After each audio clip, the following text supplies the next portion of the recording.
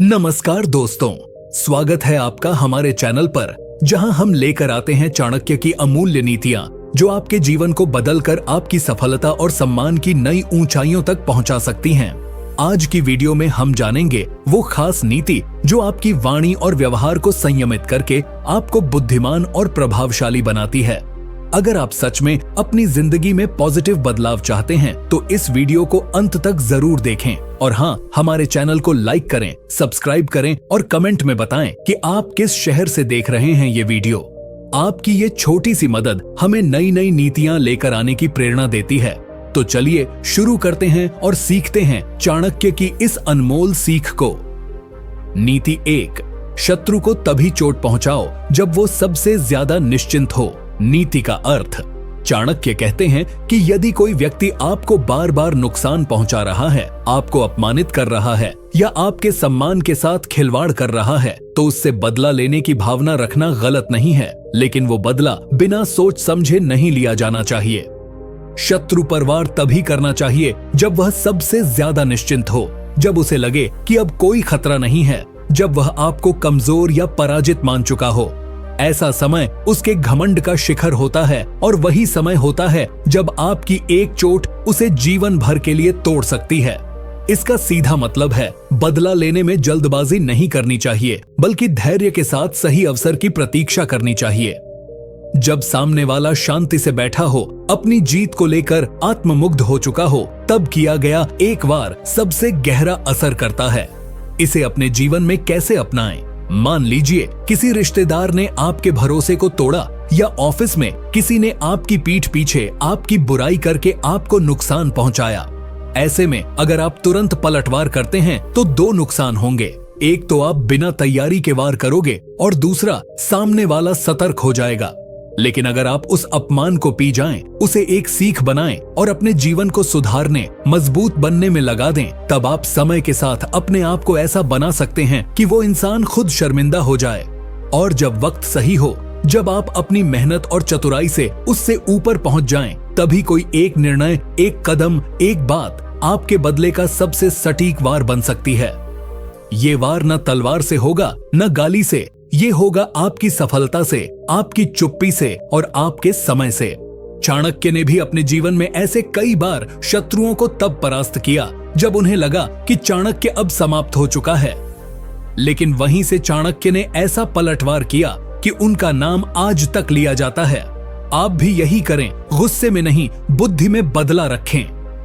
नीति 2, जिस शत्रु से तुम बदला लेना चाहते हो, पहले उसके स्वभाव, कमजोरी और शक्ति को पूरी तरह जानो, फिर वार करो। चाणक्य कहते हैं कि युद्ध में वही जीतता है जो अपने शत्रु को जानता है। बदला लेने की इच्छा अगर सिर्फ गुस्से और भावना में डूबी हो तो वह अक्ल को अंधा कर देती है और ऐसा व्यक्ति अक्सर खुद ही हार जाता है। इसलिए चाणक्य की दूसरी घातक नीति ये कहती है कि शत्रु के हर पहलू का गहराई से अध्ययन करो। शत्रु की सोच क्या है, वह किस चीज से डरता है, उसकी सबसे बड़ी ताकत क्या है और सबसे गहरी कमजोरी क्या है। क्या वह अहंकारी है? क्या वह दूसरों पर निर्भर है? क्या वह अपने नाम और इज्जत को लेकर अत्यधिक संवेदनशील है? इन सब बातों को जानना बदले का पहला चरण है, क्योंकि जब तक आप दुश्मन की पूरी तस्वीर को नहीं समझते, तब तक उस पर किया गया वार सिर्फ हवा में तीर चलाने जैसा है। मान लीजिए आपका कोई सहयोगी, रिश्तेदार या साथी आपको बार बार नीचा दिखाता है, आपके नाम को खराब करता है या आपके आत्मसम्मान को कुचलने की कोशिश करता है। अगर आप उसकी इस हरकत से परेशान होकर तुरंत प्रतिशोध की भावना से भर जाएं और कुछ भी कर बैठें, तो आप खुद को और अपने भविष्य को खतरे में डाल सकते हैं। लेकिन अगर आप उसके स्वभाव, सोच, महत्वाकांक्षा, अहंकार, लालच और डर को समझ लें, तो आप उस पर बिना कोई शारीरिक नुकसान पहुंचाए उसकी आत्मा को झकझोर सकते हैं। जैसे अगर कोई व्यक्ति अत्यधिक दिखावे पर निर्भर है और आप उसके झूठे दिखावे को समाज के सामने उजागर कर दें, तो वह आपकी तलवार से नहीं, आपकी बुद्धि से हारा हुआ महसूस करेगा। यही चाणक्य नीति का सार है, युद्ध हथियारों से नहीं, बुद्धि से लड़ा जाए। इस नीति को जीवन में अपनाने का सबसे अच्छा तरीका है चुप रहकर देखना, सुनना, समझना और याद रखना। कभी कभी बदला सबसे प्रभावशाली तब होता है जब आप चुपचाप शत्रु के व्यवहार का विश्लेषण करते हैं, उसकी गलतियों को नोट करते हैं और धीरे धीरे समय आने पर उसकी उस कमजोरी पर वार करते हैं जिससे वह उभर ही न सके। आप भी यही करें, पहले जानिए, फिर सोचिए और फिर जब समय सही हो तो ऐसा वार कीजिए कि शत्रु को अपनी ही पहचान पर संदेह होने लगे। यही होता है असली बदला, जो शारीरिक नहीं बल्कि मानसिक और नैतिक स्तर पर दिया जाता है। यही चाणक्य की सच्ची नीति है। नीति 3, बदला लेने के लिए खुद को इतना शक्तिशाली बनाओ कि तुम्हारे शत्रु तुम्हारे नाम से ही कांपने लगें। चाणक्य कहते हैं कि सबसे प्रभावी बदला वो होता है जिसमें तुम अपने शत्रु को परास्त करने के लिए अपनी स्थिति को इतना मजबूत कर लो कि तुम्हें कुछ करने की जरूरत ही न पड़े। तुम्हारा नाम, तुम्हारा प्रभाव, तुम्हारी शक्ति ही तुम्हारे बदले का कार्य कर दे। ये नीति इस बात पर आधारित है कि बदला केवल प्रत्यक्ष प्रतिशोध नहीं होता बल्कि आत्मनिर्माण का एक साधन होता है। जब कोई व्यक्ति तुम्हें नीचा दिखाए, तुम्हारा अपमान करे, तुम्हारी मेहनत को मिट्टी में मिलाने की कोशिश करे, तो उस अपमान का उत्तर सबसे शक्तिशाली तरीके से देना है कि खुद को इतना ऊंचा उठा लो कि वो इंसान तुम्हारी ऊंचाई तक देखने की भी हिम्मत न कर सके। चाणक्य स्पष्ट रूप से कहते हैं कि अपने अपमान के बदले में रोने, टूटने या गुस्से में कुछ गलत कदम उठाने से अच्छा है कि तुम उसे एक चैलेंज मान लो और अपने जीवन को उस मुकाम तक पहुंचाओ जहां तुम्हारा शत्रु खुद को तुम्हारे सामने तुच्छ महसूस करे। बदला तभी संपूर्ण माना जाता है जब तुम्हारे पास इतनी शक्ति, इतनी समझदारी और इतनी कामयाबी हो कि तुम्हारा विरोधी खुद ही अपने कर्मों पर पछताने लगे। यह शक्ति सिर्फ धन या ताकत में नहीं होती बल्कि ज्ञान, आत्मसंयम, सामाजिक सम्मान और निर्णय क्षमता में होती है। मान लीजिए किसी ने तुम्हारे बारे में झूठ फैलाया, तुम्हारा अपमान किया या तुम्हें धोखा दिया। अगर तुम उसी स्तर पर उतरकर उसे गाली दोगे या उसी तरह जवाब दोगे तो तुम भी उसी की तरह बन जाओगे और अपना मूल्य खो बैठोगे। लेकिन अगर तुम खुद को शांत रखकर कड़ी मेहनत और रणनीति से अपने जीवन को इतना सशक्त बना लो कि वो शख्स जब भी तुम्हारा नाम सुने तो उसके दिल में एक टीस उठे, तो वही है असली बदला।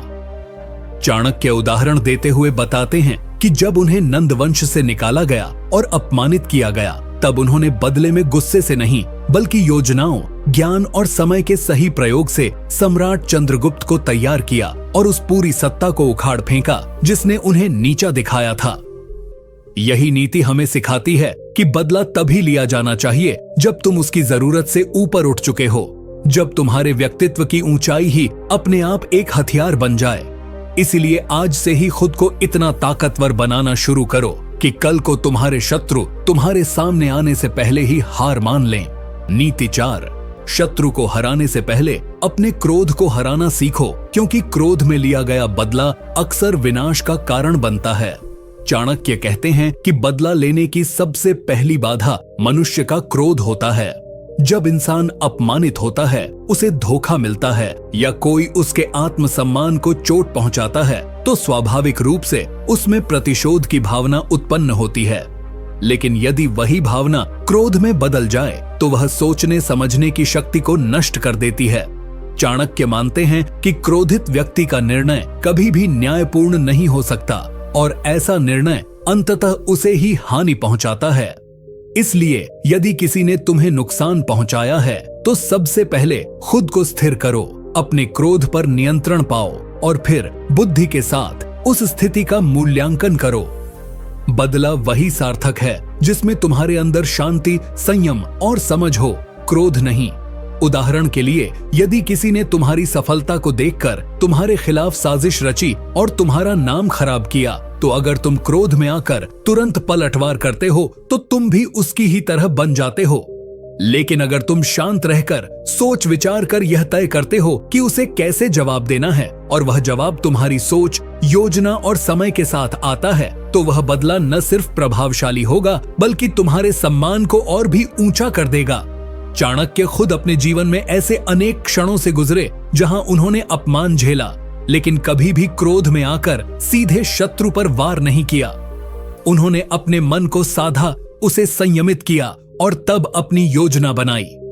इसी कारण वे राजनीति, कूटनीति और जीवन नीति के अद्वितीय ज्ञाता बने। अगर उन्होंने क्रोध में आकर कार्य किया होता तो शायद इतिहास उन्हें नहीं जानता। इसलिए जब भी तुम्हारे मन में बदला लेने की भावना उत्पन्न हो तो सबसे पहले स्वयं से युद्ध करो। अपने गुस्से, अपनी व्याकुलता और अपनी अधीरता को हराओ। जब तुम अपने क्रोध को जीत लोगे तभी तुम सही मायनों में अपने शत्रु को पराजित कर सकोगे। यही नीति बताती है कि बदला लेने से पहले मन को स्थिर करना, आत्मा को शांत करना और बुद्धि को सक्रिय करना ही सबसे बड़ा शस्त्र है। क्योंकि शत्रु से पहले अगर तुम अपने क्रोध को जीत लेते हो तो तुम्हारी जीत पहले ही सुनिश्चित हो जाती है। नीति 5, अपने शत्रु की मदद ऐसे करो कि वह तुम्हें कमजोर समझने लगे और फिर समय आने पर उसी भ्रम का उपयोग करके उसे नष्ट कर दो। चाणक्य की यह नीति अत्यंत गूढ़ और घातक मानी जाती है, जिसमें वह यह समझाते हैं कि युद्ध जीतने के लिए केवल बाहुबल नहीं बल्कि मनोबल और बुद्धि का भी सहारा लेना पड़ता है। यदि कोई व्यक्ति आपको नुकसान पहुंचाने की मंशा रखता है और आप जानते हैं कि वह आपके प्रति द्वेष भावना रखता है, तो सीधा टकराव करने की बजाय कभी कभी उसका भरोसा जीत लेना एक बड़ी रणनीति बन जाती है। जब आप अपने शत्रु की सहायता करते हैं, उसकी परेशानियों में साथ देते हैं या उसे यह विश्वास दिला देते हैं कि आप उससे कोई खतरा नहीं है, तो वह आपको कमजोर समझने की भूल करता है। इसी भ्रम में वह न तो आपके खिलाफ तैयारी करता है और न ही आपसे सावधान रहता है। तब आप एक ऐसी स्थिति में पहुंच जाते हैं जहां से आप बिना किसी रुकावट के उसे पराजित कर सकते हैं। यह नीति हमें यह सिखाती है कि सामने वाला जब तुम्हें कमजोर समझे तभी तुम सबसे अधिक शक्तिशाली बन जाते हो, क्योंकि तब तुम्हारी योजनाओं का कोई अनुमान नहीं लगा सकता। मान लीजिए आपके जीवन में कोई व्यक्ति आपके खिलाफ लगातार चालें चल रहा है, आपकी छवि को नुकसान पहुंचा रहा है या आपकी उन्नति में बाधा बन रहा है, तो आप यदि उसके सामने सीधे युद्ध छेड़ देंगे तो वह सतर्क हो जाएगा और पलटवार करेगा। लेकिन अगर आप उसकी मदद करके उसके जीवन में मूल्य जोड़कर या उसके सामने स्वयं को एक गैर खतरे के रूप में प्रस्तुत करते हो तो वह धीरे धीरे अपने ही भ्रम में फंस जाता है। फिर जब समय अनुकूल होता है, आप उसकी सबसे गहरी कमजोरी पर चोट करते हैं और वह इससे उबर भी नहीं पाता, क्योंकि उसने आपसे खतरा ही नहीं माना होता। चाणक्य ने यही नीति राजनीति में इस्तेमाल की थी, जहां उन्होंने कई राजाओं के साथ मित्रता का नाटक किया, उनकी समस्याओं का समाधान दिया और जब सही समय आया तो उन्हीं मित्रों के पतन का मार्ग प्रशस्त किया। यह नीति हमें सिखाती है कि शत्रु को हराने के लिए उसकी आंखों में धूल झोंकना और खुद को उसके लिए तुच्छ साबित करना एक ऐसी चाल है जो बिना लड़े ही युद्ध को जीत सकती है। इसीलिए अपने दुश्मनों को सिर्फ चुनौती मत दो, उन्हें भ्रम में रखो और फिर उसी भ्रम में उनका विनाश कर दो। यही सच्ची रणनीति है, यही असली चाणक्य नीति है। नीति 7, जब शत्रु तुम्हारे बारे में अफवाहें फैलाए तो उन्हें झुठलाने में समय न गंवाओ, बल्कि अपने कर्मों से ऐसा सिद्ध करो कि लोग उसी पर विश्वास करना छोड़ दें। चाणक्य के अनुसार किसी भी बुद्धिमान व्यक्ति को अफवाहों और झूठे आरोपों से कभी विचलित नहीं होना चाहिए, क्योंकि जो व्यक्ति ऊंचाई की ओर बढ़ता है उसके पीछे हमेशा कुछ लोग कीचड़ उछालने को तैयार रहते हैं।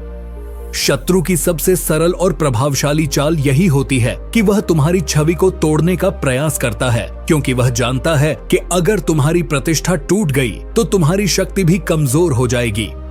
लेकिन चाणक्य यह स्पष्ट करते हैं कि इन झूठों को जवाब देने में समय बर्बाद करना अपने लक्ष्य से भटकने जैसा है। अगर हर अफवाह का खंडन करोगे तो तुम शत्रु की बनाई हुई जमीन पर लड़ रहे होगे, जहां जीत की संभावना बेहद कम होती है। चाणक्य कहते हैं कि ऐसे समय में मौन रहना और अपने कर्मों को बोलने देना ही सबसे बड़ा उत्तर होता है। अगर तुम सच में श्रेष्ठ हो तो तुम्हारा काम और तुम्हारा आचरण ही तुम्हारे पक्ष में बोलेगा। जब लोग तुम्हारे कामों को देखेंगे, तुम्हारी सफलता को महसूस करेंगे और तुम्हारी नैतिकता को जानेंगे, तब वे खुद शत्रु की बातों को झूठ मानने लगेंगे। उदाहरण के तौर पर, अगर तुम्हारा कोई शत्रु तुम्हारे बारे में यह अफवाह फैलाता है कि तुम विश्वासघाती हो, तो जवाब में चीखने चिल्लाने की जगह अगर तुम शांत रहकर सबके सामने एक सच्चे, ईमानदार और सहयोगी व्यक्ति की तरह व्यवहार करो, तो समाज स्वयं उस झूठ को नकार देगा। यही कारण है कि चाणक्य कभी भी नंदवंश द्वारा फैलाए गए झूठों पर प्रतिक्रिया नहीं देते थे, बल्कि उन्होंने अपनी नीति, ज्ञान और परिणामों से ही सब कुछ सिद्ध किया। नीति 8, अपने शत्रु को पराजित करने के लिए पहले उसकी कमजोरी जानो, क्योंकि जिस स्थान पर वह सबसे कमजोर हो वहीं सबसे प्रभावी प्रहार होता है। चाणक्य का मानना था कि शत्रु से युद्ध करने से पहले सबसे जरूरी है उसे पूरी तरह समझना, उसकी प्रवृत्ति, उसकी आदतें, उसकी भावनाएं और सबसे अहम उसकी कमजोरियां। कोई भी व्यक्ति चाहे कितना ही शक्तिशाली क्यों न हो, उसमें कोई न कोई ऐसी कमजोरी होती है जो अगर सही समय पर पकड़ ली जाए तो उसे परास्त करना आसान हो जाता है। यह कमजोरी धन की लालसा हो सकती है, अहंकार हो सकता है, स्त्रियों का मोह हो सकता है, क्रोध की प्रवृत्ति हो सकती है या फिर दिखावे की इच्छा। चाणक्य ने हमेशा इसी नीति को अपनाकर अपने शत्रुओं को पराजित किया, बिना अधिक रक्तपात के, बिना सीधा टकराव किए। उन्होंने पहले अपने विरोधियों का मनोवैज्ञानिक विश्लेषण किया, उनके स्वभाव को समझा, फिर उनके सबसे कमजोर बिंदु पर वार किया जिससे वे भीतर से टूट गए। यही नीति सामान्य जीवन में भी उतनी ही उपयोगी है। यदि आपके जीवन में कोई ऐसा व्यक्ति है जो आपको निरंतर हानि पहुंचा रहा है, आपको मानसिक रूप से परेशान कर रहा है या आपके मार्ग में बाधा बन रहा है, तो उससे सीधे टकराने के बजाय पहले उसे गहराई से समझिए। उसकी बातें, उसका व्यवहार, उसका अतीत, उसकी प्राथमिकताएं, इन सब पर ध्यान दीजिए। कुछ समय बाद आपको पता चलेगा कि वह किन बातों से विचलित होता है, किन परिस्थितियों में उसका नियंत्रण टूटता है, किस प्रकार के निर्णयों में वह भूल करता है।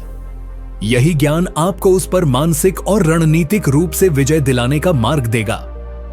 उदाहरण के लिए, अगर कोई व्यक्ति आपके विरुद्ध षड्यंत्र कर रहा है लेकिन उसकी कमजोरी है उसका अहंकार, तो आपको उसे इतना चाटुकारिता में उलझाना है कि वह अपनी ही चाल भूल जाए। यदि किसी की कमजोरी है अधिक बोलना, तो उसे बोलने दीजिए और वहीं से उसकी योजना की जानकारी निकाल लीजिए। यही चाणक्य की नीति कुशलता है, शत्रु को लड़ाई में नहीं, उसकी ही कमजोरी में हराना। यह नीति बताती है कि बाहुबल से बड़ी शक्ति बुद्धिबल है और बुद्धिबल तभी आता है जब आप गहराई से विश्लेषण करते हैं। इसलिए यदि बदला लेना है तो पहले उसे जानो जिससे लेना है, क्योंकि जब तुम उसके भीतर की कमजोरी को पकड़ लोगे तब तुम उसके बाहरी बल को भी बिना लड़े परास्त कर सकोगे।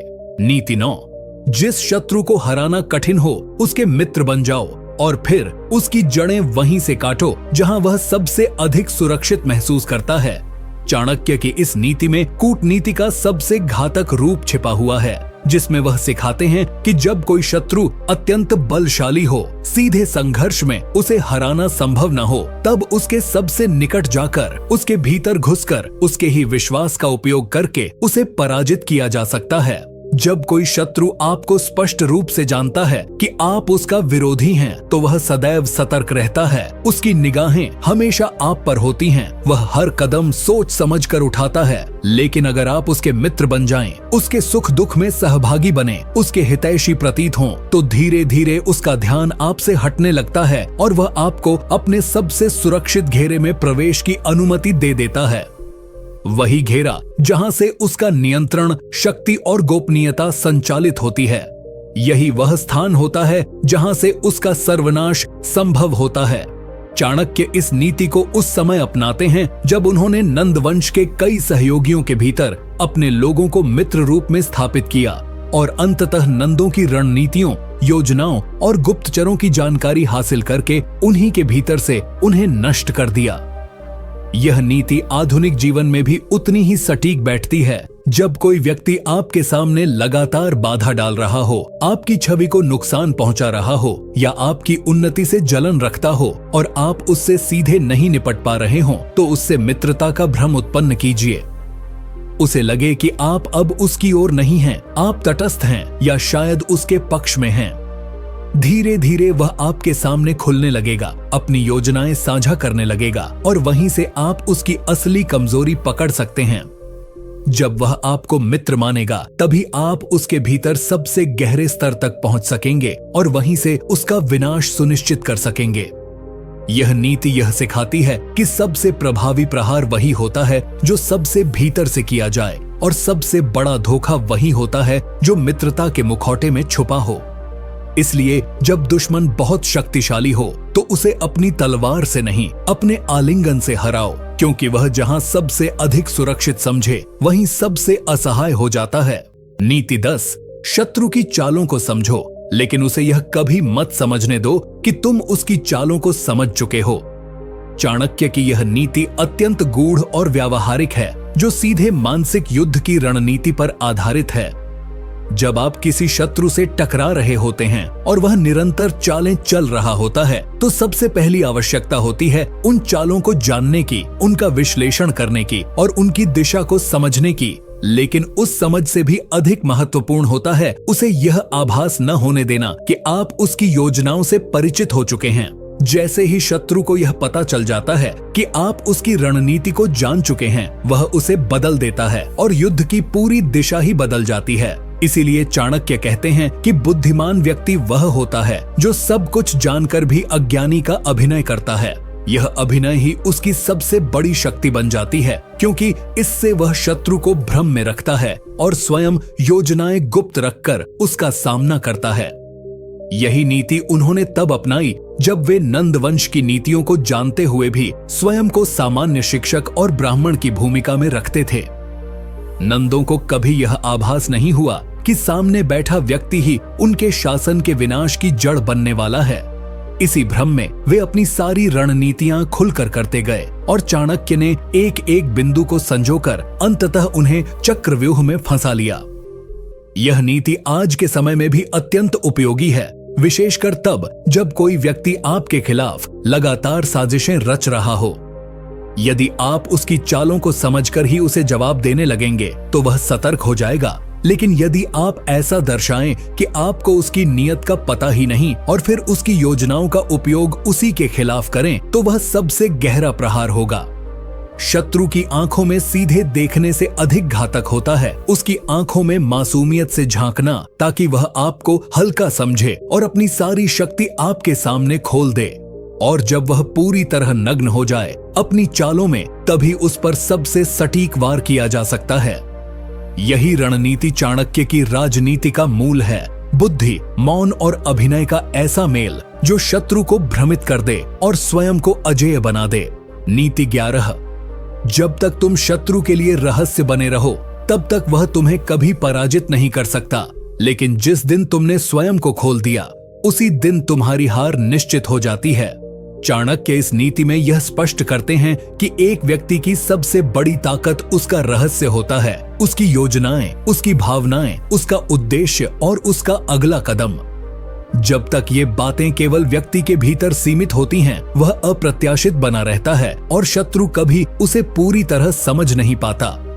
यही भ्रम ही उसकी सुरक्षा होती है। लेकिन जैसे ही कोई व्यक्ति अपने विचार, योजनाएं या इरादे शत्रु या दुनिया के सामने उजागर करने लगता है, वह अपनी रक्षा को स्वयं कमजोर कर देता है। शत्रु केवल उसी को हरा सकता है जिसे वह जानता है, और जो व्यक्ति एक खुली किताब बन जाता है, वह अपने हाथ में हार का निमंत्रण लिए चलता है। चाणक्य इस रहस्यवाद को राजनीतिक, सामाजिक और व्यक्तिगत जीवन में सर्वोपरि मानते थे। वे कभी भी अपने भावनात्मक या रणनीतिक पक्ष को किसी के सामने उजागर नहीं करते थे, चाहे वह मित्र हो या शत्रु। वह जानते थे कि जितना अधिक वे अपने भीतर की बातों को छुपा कर रखेंगे, उतना ही अधिक वे नियंत्रण में रहेंगे और हर परिस्थिति में जीत की संभावना उनके पक्ष में बनी रहेगी। यह नीति आज के समय में भी उतनी ही महत्वपूर्ण है। जब आपके जीवन में कोई ऐसा व्यक्ति हो जो आपका विरोध करता है, आपसे ईर्ष्या करता है या आपका नुकसान चाहता है, तो कभी भी अपने मन के भाव, अपनी अगली योजना, अपनी असल स्थिति या अपनी कमजोरी को उसके सामने प्रकट मत कीजिए। जितना आप शांत, रहस्यमयी और संयमित बने रहेंगे, उतना ही वह व्यक्ति उलझन में रहेगा और आपकी अगली चाल नहीं समझ पाएगा। यहां तक कि सामान्य बातचीत में भी चाणक्य यह कहते हैं कि कम बोलो, लेकिन जब बोलो तो ऐसा कि सामने वाला सोचने पर मजबूर हो जाए कि इसके पीछे असली उद्देश्य क्या है। इस प्रकार का व्यवहार आपके चारों ओर एक ऐसा घेरा बना देता है जिसमें शत्रु उलझ कर ही रह जाता है और उस समय तक कोई ठोस निर्णय नहीं ले पाता जब तक आप स्वयं चाहें। रहस्य ही शक्ति है और चाणक्य की इस नीति का सार यही है कि अगर तुम अपने बारे में कम से कम बताओगे तो तुम अपने विरोधियों के लिए सबसे खतरनाक बन जाओगे, क्योंकि वे तुम्हारे अगले कदम का अनुमान नहीं लगा पाएंगे। नीति 12। शत्रु को हराने के लिए सबसे पहले उसे यह यकीन दिलाओ कि वह तुम्हारा शत्रु है ही नहीं, और फिर धीरे धीरे उसकी सोच, उसके लोगों और उसके संसाधनों पर अपना अधिकार जमा लो।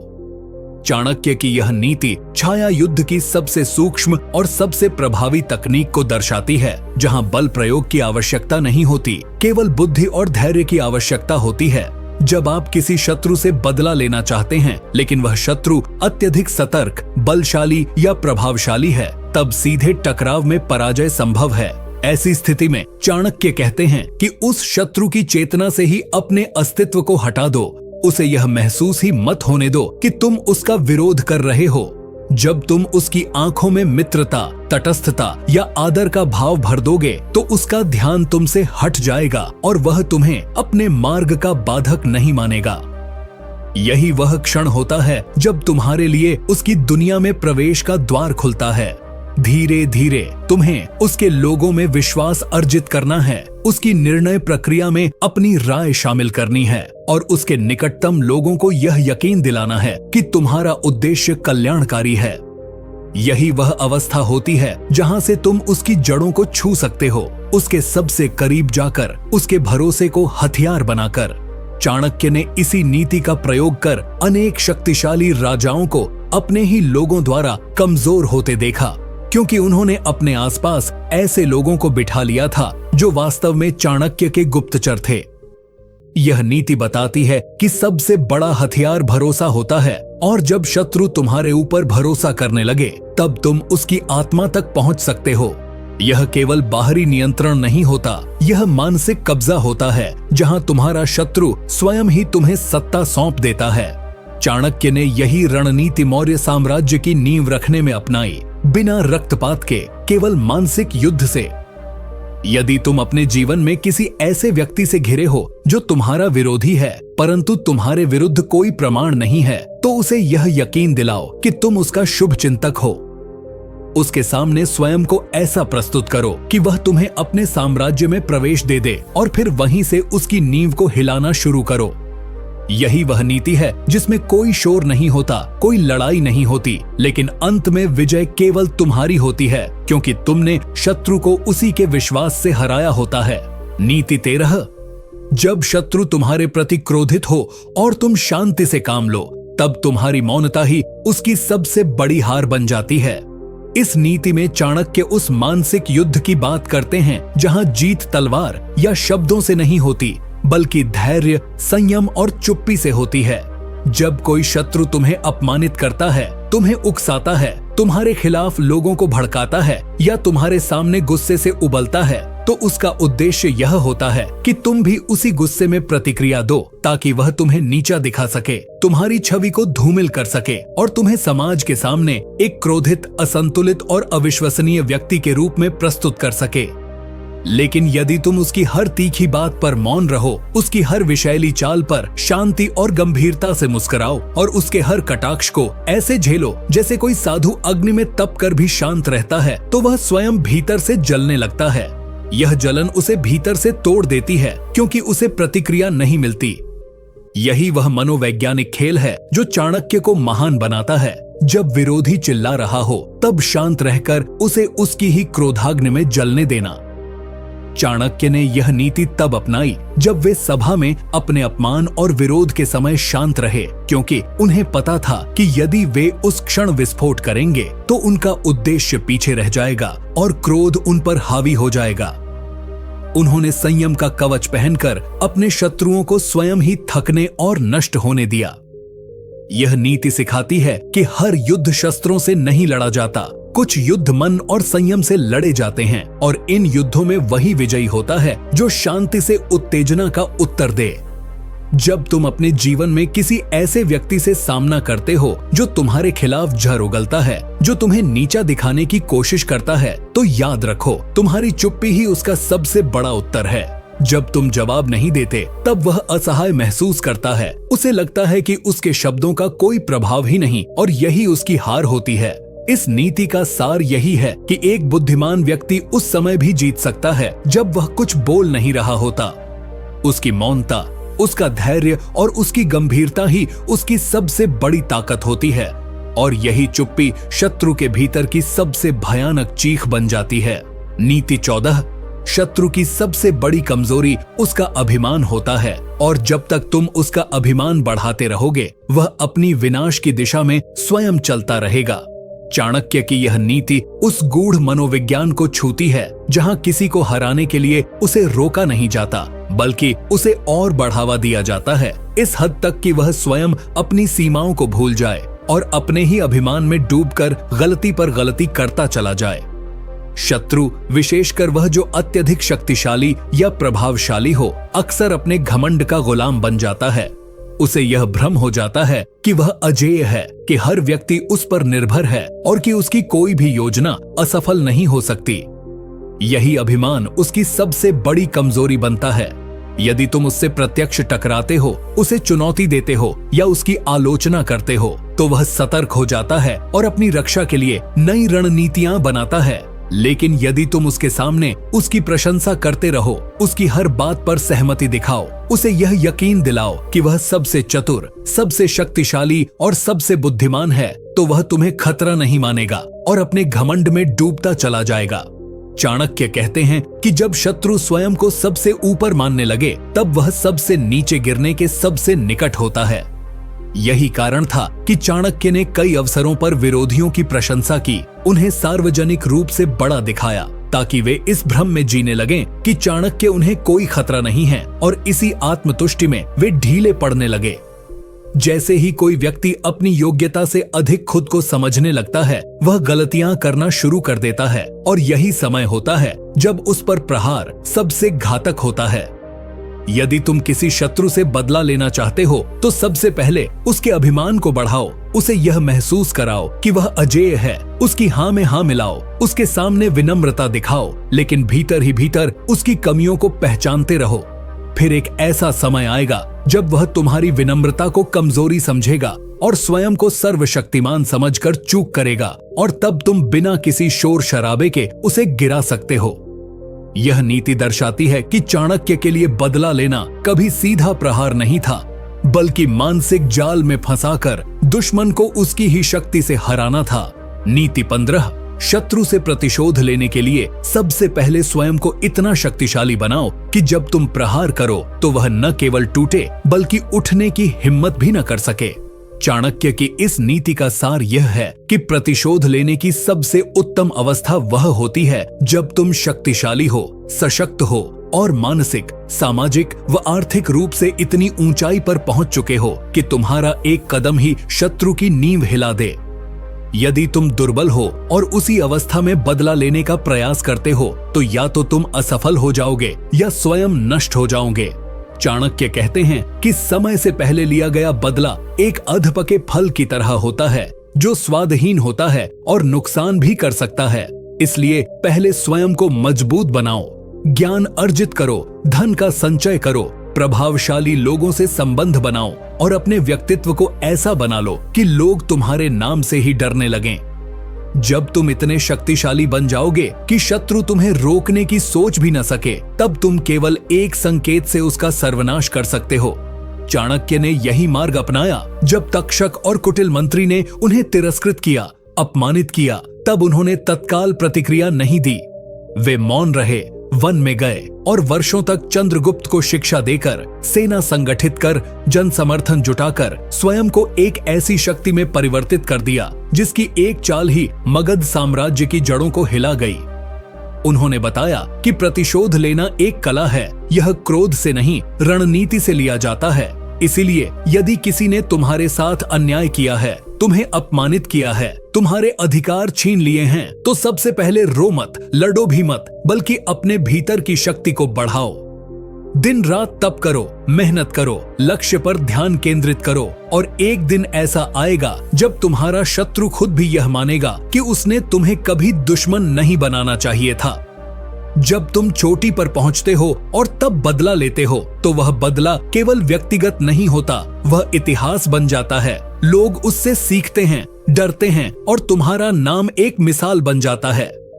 यही है वह नीति जो बताती है कि सबसे बड़ा बदला शक्ति की चुप्पी में पलता है और समय आने पर गरज बनकर शत्रु पर टूट पड़ता है। नीति 16, शत्रु पर आघात करने के लिए सबसे उपयुक्त समय वही होता है जब वह अपने जीवन की सबसे बड़ी खुशी या विजय का उत्सव मना रहा हो, क्योंकि उस क्षण उसकी सतर्कता सबसे कम होती है। चाणक्य की यह नीति अत्यंत सूक्ष्म और घातक रणनीति को दर्शाती है, जो सीधे युद्ध के मैदान से अधिक मन और समय की गणना पर आधारित होती है। जब कोई व्यक्ति या शत्रु अपने जीवन की किसी बड़ी उपलब्धि, सफलता या विजय का जश्न मना रहा होता है, तब वह अपने चारों ओर के खतरों से अनजान हो जाता है। उसकी चतुराई, उसकी चालाकी, उसकी चौकसी सब क्षीण हो जाती है, क्योंकि वह खुद को अजेय मानने लगता है और इस भ्रम में डूब जाता है कि अब उसे कोई पराजित नहीं कर सकता। यही वह क्षण होता है जब चाणक्य जैसा कूटनीतिज्ञ व्यक्ति अपनी योजना को क्रियान्वित करता है, क्योंकि जब कोई व्यक्ति अपने सबसे ऊंचे शिखर पर होता है, तब वह अपने सबसे गहरे गर्त के सबसे निकट भी होता है। शत्रु जब अपने अभिमान में डूबा होता है, जब उसके चारों ओर लोग उसकी प्रशंसा कर रहे होते हैं, जब वह स्वयं को विजेता मानकर आत्ममुग्ध हो रहा होता है, तब वह किसी भी साजिश को पहचानने में असमर्थ हो जाता है। चाणक्य कहते हैं कि ऐसे समय में दिया गया एक वार न केवल उसकी सतर्कता को तोड़ता है, बल्कि उसकी आत्मा को भी झकझोर देता है, क्योंकि वह मानसिक रूप से तैयार ही नहीं होता कि कोई उस पर प्रहार करेगा। यही कारण है कि कई महान सम्राट जब अपनी विजय यात्रा की चोटी पर होते हैं तो सबसे असहाय हो जाते हैं, क्योंकि वे आत्मसंतोष में खो जाते हैं। चाणक्य ने स्वयं इस नीति का प्रयोग तब किया जब उन्होंने धनानंद के विजय उत्सवों के दौरान उसकी सेना और मंत्रियों में दरारें पैदा की, उसके विश्वास पात्रों को अपने पक्ष में किया, और जब वह अपने ऐश्वर्य और शक्ति में डूबा हुआ था, तभी उसकी जड़ें काट दी। यह नीति हमें सिखाती है कि प्रतिशोध केवल शक्ति से नहीं, बल्कि समय की सूझबूझ से लिया जाता है। इसीलिए यदि तुम भी किसी से बदला लेना चाहते हो तो प्रतीक्षा करो, देखो कि वह कब सबसे अधिक आत्ममुग्ध हो, और जब वह स्वयं को सबसे सुरक्षित समझे, तब एक ही वार से उसका सब कुछ छीन लो, ताकि वह दोबारा खड़ा होने की सोच भी न सके। यही है रणनीति का वह स्वरूप जो केवल चाणक्य जैसे मनीषियों को झांक था और जिसके आगे तलवारें भी नतमस्तक हो जाती थीं। नीति 17। यदि तुम शत्रु से सच्चा बदला लेना चाहते हो तो ऐसा कुछ बन जाओ जिसकी उसने कभी कल्पना भी न की हो, क्योंकि सबसे घातक प्रतिशोध वह होता है जो व्यक्ति के अनुमान, अहंकार और सीमाओं को तोड़ देता है। चाणक्य की यह नीति एक गहन मानसिक और रणनीतिक विचारधारा को जन्म देती है, जहां बदला लेने का अर्थ केवल किसी को परास्त करना या चोट पहुंचाना नहीं, बल्कि स्वयं को इतने ऊंचे स्तर पर पहुंचा देना है कि शत्रु स्वयं को तुच्छ, पराजित और व्यर्थ समझने लगे। जब कोई व्यक्ति तुम्हें नीचा दिखाता है, तुम्हें अपमानित करता है, तुम्हारे आत्मसम्मान को रौंदता है, तब सामान्य प्रतिक्रिया होती है कि तुम तुरंत बदला लो, उसे उसी की भाषा में उत्तर दो। लेकिन चाणक्य कहते हैं कि यदि तुम सच में घातक और स्थायी बदला लेना चाहते हो तो ऐसा कुछ कर डालो जो न केवल उसके मनोबल को तोड़े, बल्कि उसकी सोच की सीमाओं को भी नष्ट कर दे। स्वयं को इतना ज्ञानवान, शक्तिशाली, धनवान और प्रभावशाली बना लो कि वह व्यक्ति जो एक समय तुम्हें तुच्छ समझता था, आज तुम्हारे नाम से डरने लगे। जब वह देखे कि तुम वहां पहुंच गए जहां उसकी सोच भी नहीं जा सकती, तब उसके भीतर एक स्थायी हीन भावना जन्म लेती है, और यही वह मानसिक यातना है जो किसी भी शारीरिक या बाहरी चोट से अधिक पीड़ा देती है। चाणक्य स्वयं एक ऐसे ब्राह्मण थे जिसे अपमानित किया गया, दरबार से निकाला गया, लेकिन उन्होंने पलटकर लड़ने के बजाय स्वयं को शिक्षित किया, शक्तिशाली बनाया, एक ऐसे राजा को तैयार किया जो न केवल उस अपमान का बदला ले सके, बल्कि पूरे साम्राज्य को बदल सके। जब चंद्रगुप्त मौर्य सम्राट बना और चाणक्य उसका गुरु बना, तो वही लोग जो उन्हें उपहास करते थे, उनके चरणों में झुकने को मजबूर हुए। यह वही बदला था जिसकी कल्पना शत्रुओं ने कभी नहीं की थी। अतः यदि तुम किसी के अपमान से टूटे हो, यदि किसी ने तुम्हें यह महसूस कराया है कि तुम कुछ नहीं हो, तो रोने, गुस्सा करने या लड़ने की जगह यह तय करो कि अब तुम कुछ ऐसा करोगे जो न केवल उन्हें चौंकाए, बल्कि तुम्हारे अस्तित्व को इतिहास में अमर कर दे। यही चाणक्य की बुद्धि और बदले की सबसे ऊंची परिभाषा है, जहां बदला खून से नहीं, आत्मविकास से लिया जाता है। नीति 18। अपने शत्रु को मिटाना है तो पहले उसके अहंकार को तोड़ो, क्योंकि जब किसी का अभिमान चूर हो जाता है तब वह बिना युद्ध के ही पराजित हो जाता है। चाणक्य कहते हैं कि किसी व्यक्ति की सबसे बड़ी शक्ति उसका अहंकार होता है, वह भाव कि वह अजेय है, सबसे श्रेष्ठ है और कोई उसे हरा नहीं सकता।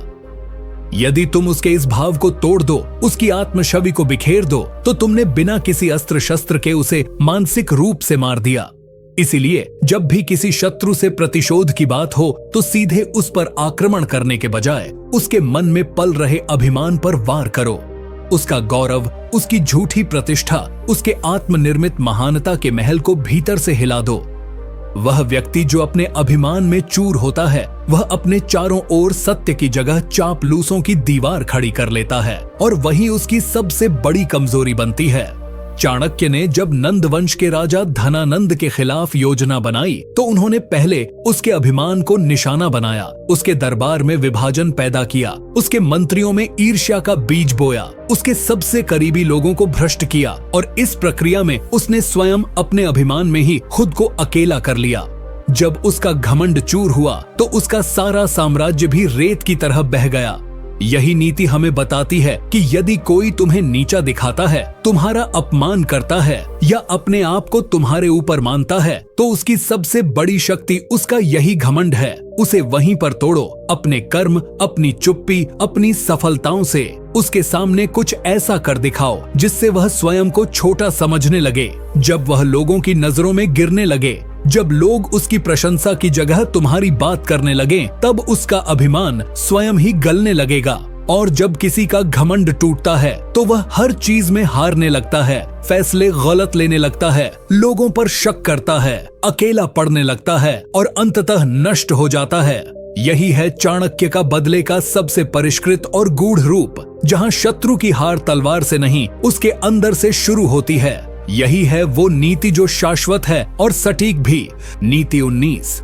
शत्रु की हार तब सुनिश्चित होती है जब तुम उसकी योजनाओं को बिना उसके जाने ही असफल कर दो, क्योंकि सबसे घातक प्रहार वही होता है जो दिखाई नहीं देता। चाणक्य की यह नीति अत्यंत सूक्ष्म परंतु अत्यधिक प्रभावशाली है, जिसमें वह प्रत्यक्ष युद्ध से अधिक अप्रत्यक्ष आघात को प्राथमिकता देते हैं। उनका मानना था कि यदि कोई शत्रु खुले मैदान में आकर तुमसे भिड़े और तुम उसे वहीं पर हरा दो तो वह एक विजय है, परंतु यदि तुम उसकी योजना, उसकी चाल, उसकी रणनीति को उसी के प्रारंभ में ही निष्फल कर दो, बिना उसे भनक लगे कि उसकी हार कहां और कैसे शुरू हुई, तो यह सबसे बड़ा और सबसे स्थायी प्रतिशोध होता है। चाणक्य कहते हैं कि बुद्धिमत्ता का चरम यह नहीं है कि तुम सामने से वार करो, बल्कि यह है कि शत्रु को यह भी समझ न आए कि उसकी पराजय कब और कैसे शुरू हुई। उदाहरण के लिए, जब कोई शत्रु तुम्हें अपमानित करता है और यह सोचकर चलता है कि अब वह तुम्हें हर कदम पर नीचा दिखाएगा, तो यदि तुम शांत रहकर बिना शोर किए उसकी सभी योजनाओं को भीतर से तोड़ते जाओ, उसके सहयोगियों को अपने पक्ष में कर लो, उसके संसाधनों को सूखा दो, उसकी प्रतिष्ठा को धीरे धीरे लोगों के दिलों से मिटा दो, तो जब अंत में वह हमला करेगा तब वह देखेगा कि उसकी पूरी जमीन ही खिसक चुकी है। यह रणनीति उसे भीतर से तोड़ देती है, क्योंकि उसे यह आभास नहीं होता कि वह हार कैसे रहा है। चाणक्य ने यही नीति तब अपनाई जब उन्होंने नंद वंश के गुप्तचरों को ही गुप्त रूप से अपने पक्ष में कर लिया, जिससे धनानंद की सारी योजनाएं पहले से चाणक्य को झांत होती थीं और वह हर कदम को पहले ही विफल कर देते थे। नतीजा यह हुआ कि धनानंद की शक्ति होते हुए भी उसकी हर रणनीति धूल चाटने लगी और अंततः वह हार गया, बिना यह समझे कि उसकी हार शुरू कहां से हुई। यह नीति हमें सिखाती है कि प्रतिशोध केवल आक्रामकता से नहीं, बल्कि सूक्ष्म और अदृश्य योजना से भी लिया जा सकता है। जब तुम्हारा शत्रु अपने ही जाल में फंस जाए, जब वह यह न समझ पाए कि उसे कौन हर बार असफल कर रहा है, तब उसका आत्मबल टूटता है और वही उसकी सबसे बड़ी हार होती है। यही वह नीति है जो तुम्हें न केवल विजयी बनाती है बल्कि अजेय भी। नीति 20। जब तक तुम्हारा शत्रु यह सोचता रहे कि तुम कमजोर हो, तब तक उसे उसी भ्रम में रखो, क्योंकि सबसे बड़ा बदला तब होता है जब वह अपनी ही आत्ममुग्धता में डूबकर तुम्हारे प्रहार के लिए तैयार न हो। चाणक्य की यह नीति शुद्ध रणनीति पर आधारित है और मनोवैज्ञानिक युद्ध की उत्कृष्ट मिसाल प्रस्तुत करती है।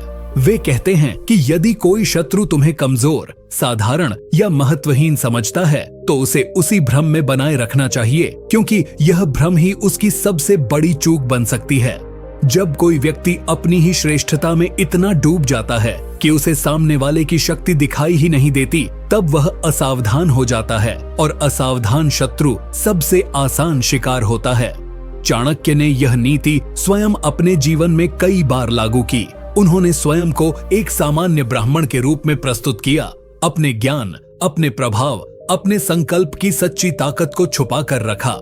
धनानंद और अन्य राजाओं ने उन्हें गंभीरता से नहीं लिया और यही उनकी सबसे बड़ी भूल बन गई।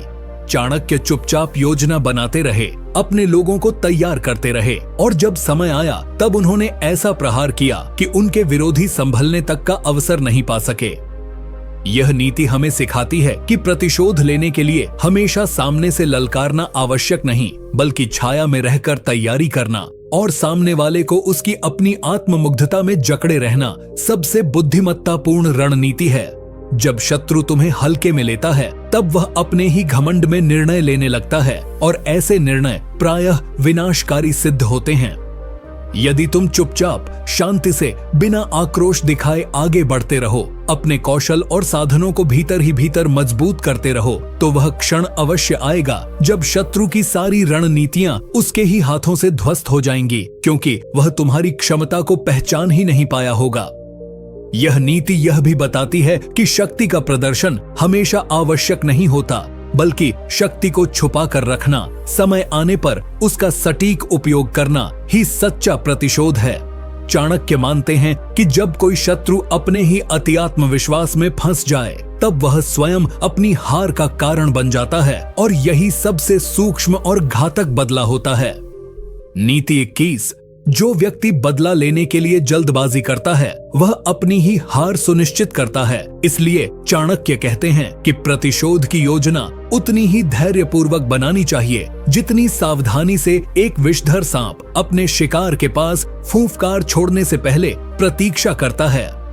समय से पहले किया गया बदला न केवल अधूरा होता है बल्कि तुम्हें ही नुकसान पहुंचा सकता है। नीति बताती है कि बदला लेना एक कला है। यह गुस्से की प्रतिक्रिया नहीं बल्कि गहरी सोच और समय की प्रतीक्षा का परिणाम होना चाहिए।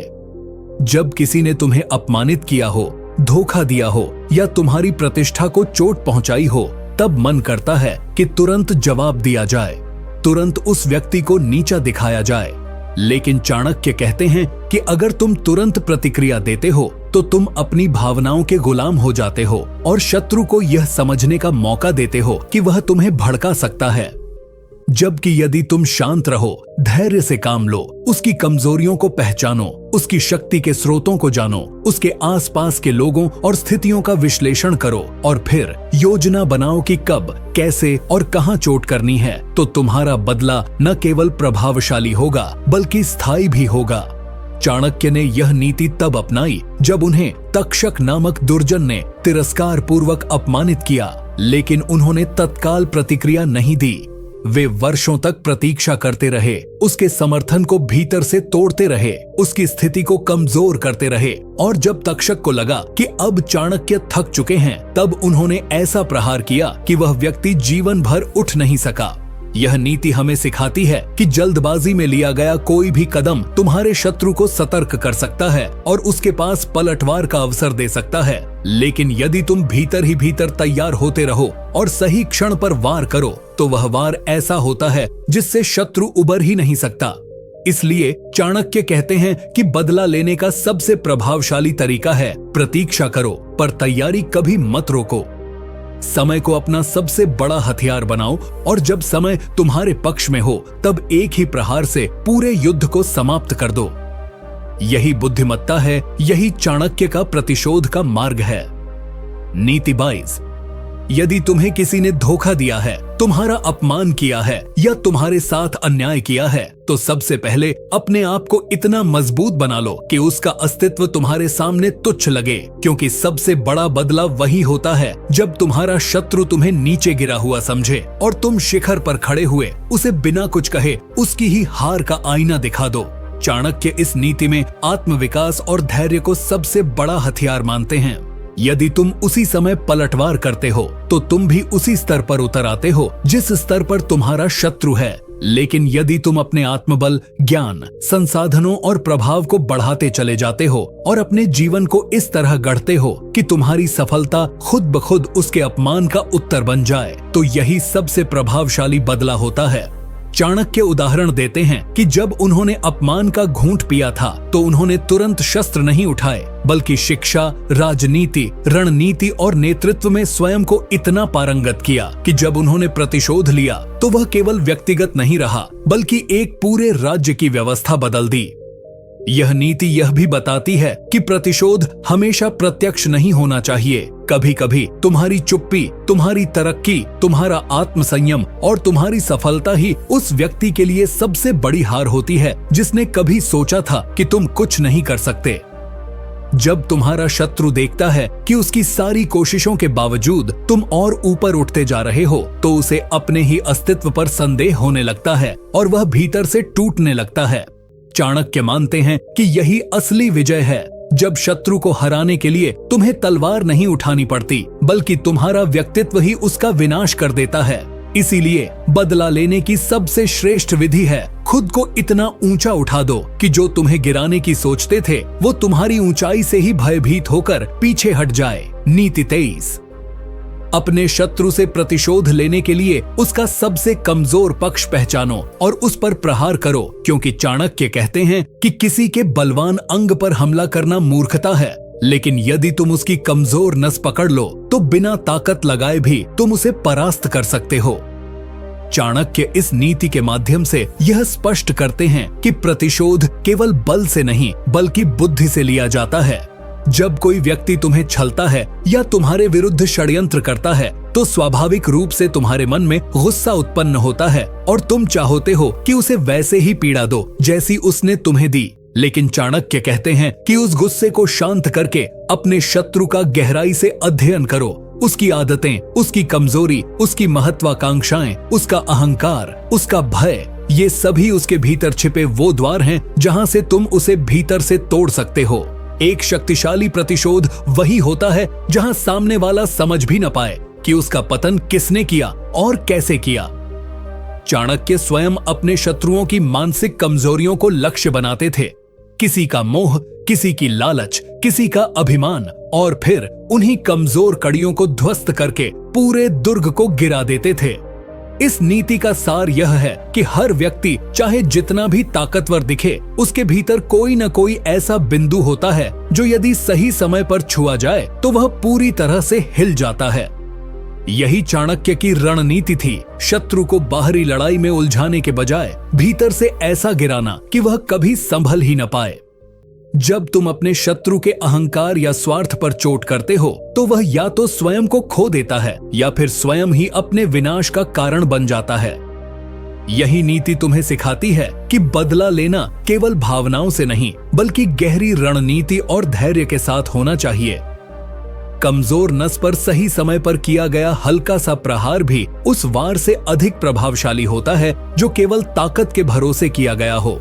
इसलिए चाणक्य कहते हैं, प्रतिशोध में बुद्धि का प्रयोग करो, भावनाओं का नहीं, तभी तुम जीतते हो और सामने वाला हार मानने पर मजबूर हो जाता है।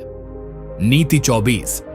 यदि तुम्हारा शत्रु तुम्हें नीचा दिखाने की कोशिश करे या तुम्हें बार बार अपमानित करे तो प्रतिशोध लेने की सबसे चतुर नीति यह है कि तुम उस पर सीधा हमला करने की बजाय उसके चारों ओर ऐसा जाल बुनो कि वह खुद अपने ही कर्मों में उलझकर नष्ट हो जाए, क्योंकि चाणक्य मानते हैं कि बुद्धिमान व्यक्ति प्रत्यक्ष युद्ध से अधिक परोक्ष चालों में विश्वास करता है।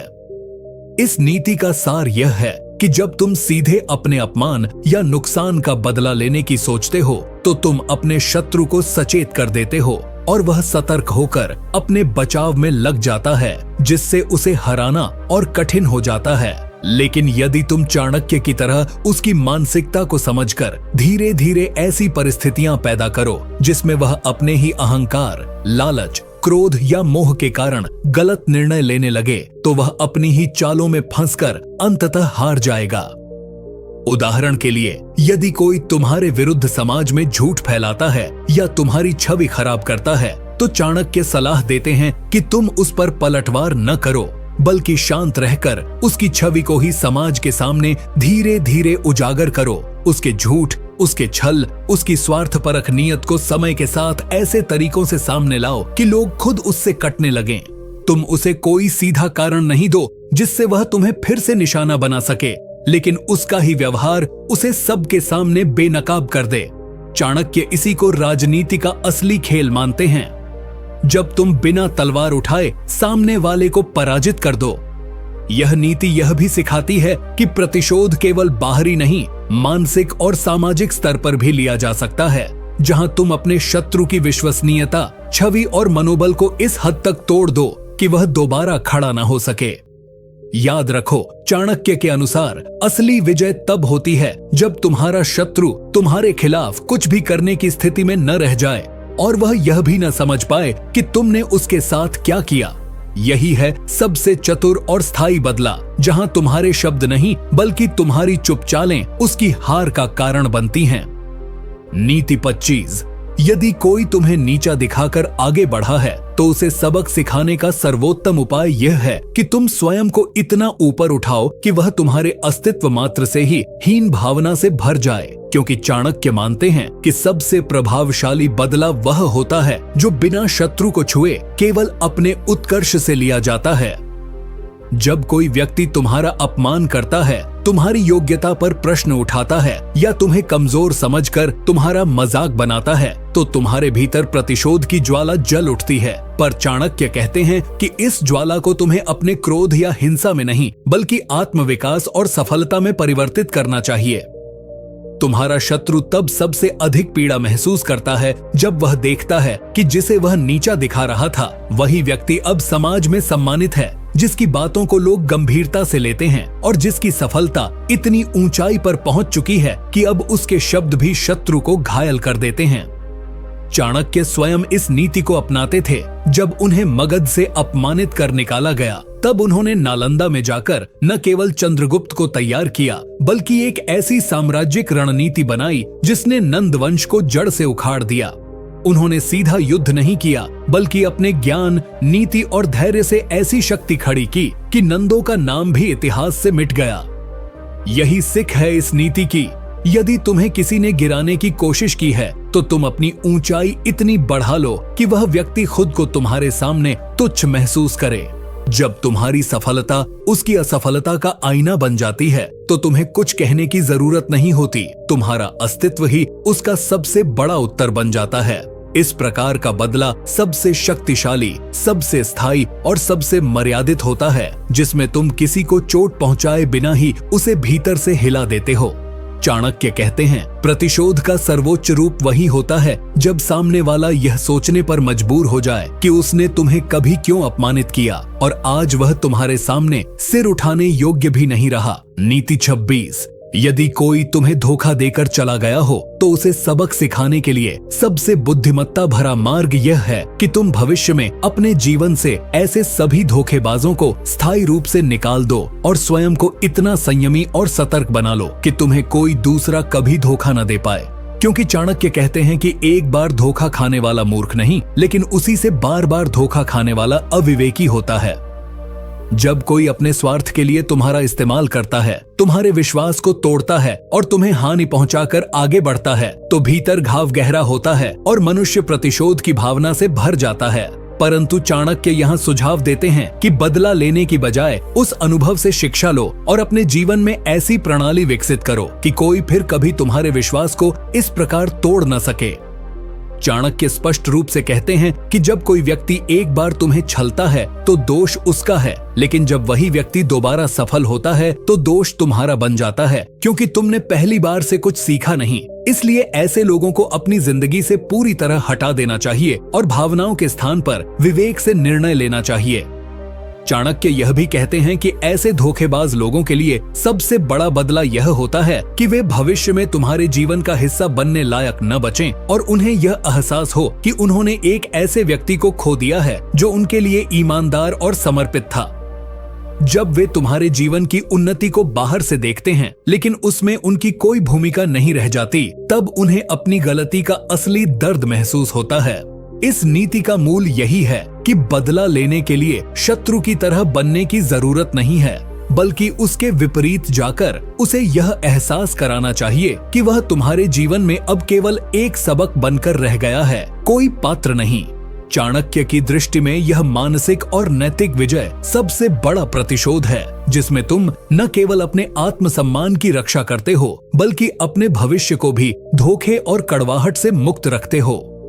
नीति 27, जिसने तुम्हें हानि पहुंचाई हो उसके प्रति प्रतिशोध की अग्नि को बुझाने का सबसे उत्तम उपाय यह है कि तुम स्वयं को इतना शक्तिशाली, ज्ञानी और सफल बना लो कि वह व्यक्ति स्वयं अपने कर्मों पर लज्जित हो उठे, क्योंकि चाणक्य कहते हैं कि मौन बदला सबसे तीव्र और प्रभावी बदला होता है, जो शब्दों या हिंसा से नहीं बल्कि परिणामों से दिया जाता है। जब कोई व्यक्ति तुम्हारे साथ विश्वासघात करता है, तुम्हारी कमजोरी का फायदा उठाता है या तुम्हें अपमानित करता है, तो स्वाभाविक रूप से मन में बदला लेने की भावना उत्पन्न होती है। लेकिन चाणक्य का मानना है कि प्रतिशोध का सही मार्ग दूसरों की तरह नीच बनकर नहीं, बल्कि अपने स्तर को इतना ऊंचा उठा कर लिया जाता है कि शत्रु स्वयं अपने अस्तित्व पर प्रश्न करने लगे। अगर तुम भी क्रोध, अपशब्द या दुष्कर्मों से बदला लेते हो, तो तुम भी उसी स्तर पर पहुंच जाते हो जहां वो व्यक्ति था जिसने तुम्हें दुख पहुंचाया। लेकिन यदि तुम उस अपमान, उस पीड़ा को अपने आत्मविकास का ईंधन बना लो, दिन रात मेहनत करो, स्वयं को इतना महान बना दो कि तुम्हारे शत्रु को यह एहसास हो कि उसने जीवन की सबसे बड़ी भूल की है, तो यही असली बदला है। चाणक्य कहते हैं कि कुछ बदले लाठी डंडों से नहीं बल्कि उपलब्धियों से लिए जाते हैं, और कुछ घावों का उपचार केवल सफलता से ही होता है। जिस दिन वह व्यक्ति जो तुम्हारे पतन की कामना करता था, तुम्हारी ऊंचाई को देखकर भीतर से जलने लगे, उस दिन तुम्हारा प्रतिशोध पूर्ण होता है। चाणक्य यह भी कहते हैं कि अपने ऊपर आया हर संकट एक अवसर होता है, और जो तुम्हें तोड़ना चाहता है वही तुम्हें गढ़ने का कारण बन जाता है। इसलिए प्रतिशोध का मार्ग क्रोध से नहीं, संयम से चुनो। अपने जीवन को ऐसा बना दो कि वह व्यक्ति जो तुम्हें गिराना चाहता था खुद समय और हालात के नीचे दब जाए। याद रखो, जब तुम्हारी चुप्पी की गूंज उसके जीवन में गड़गड़ाहट पैदा कर दे, जब तुम्हारी सफलता उसका असहाय मौन बन जाए, तब चाणक्य की यह नीति पूर्ण रूप से साकार होती है।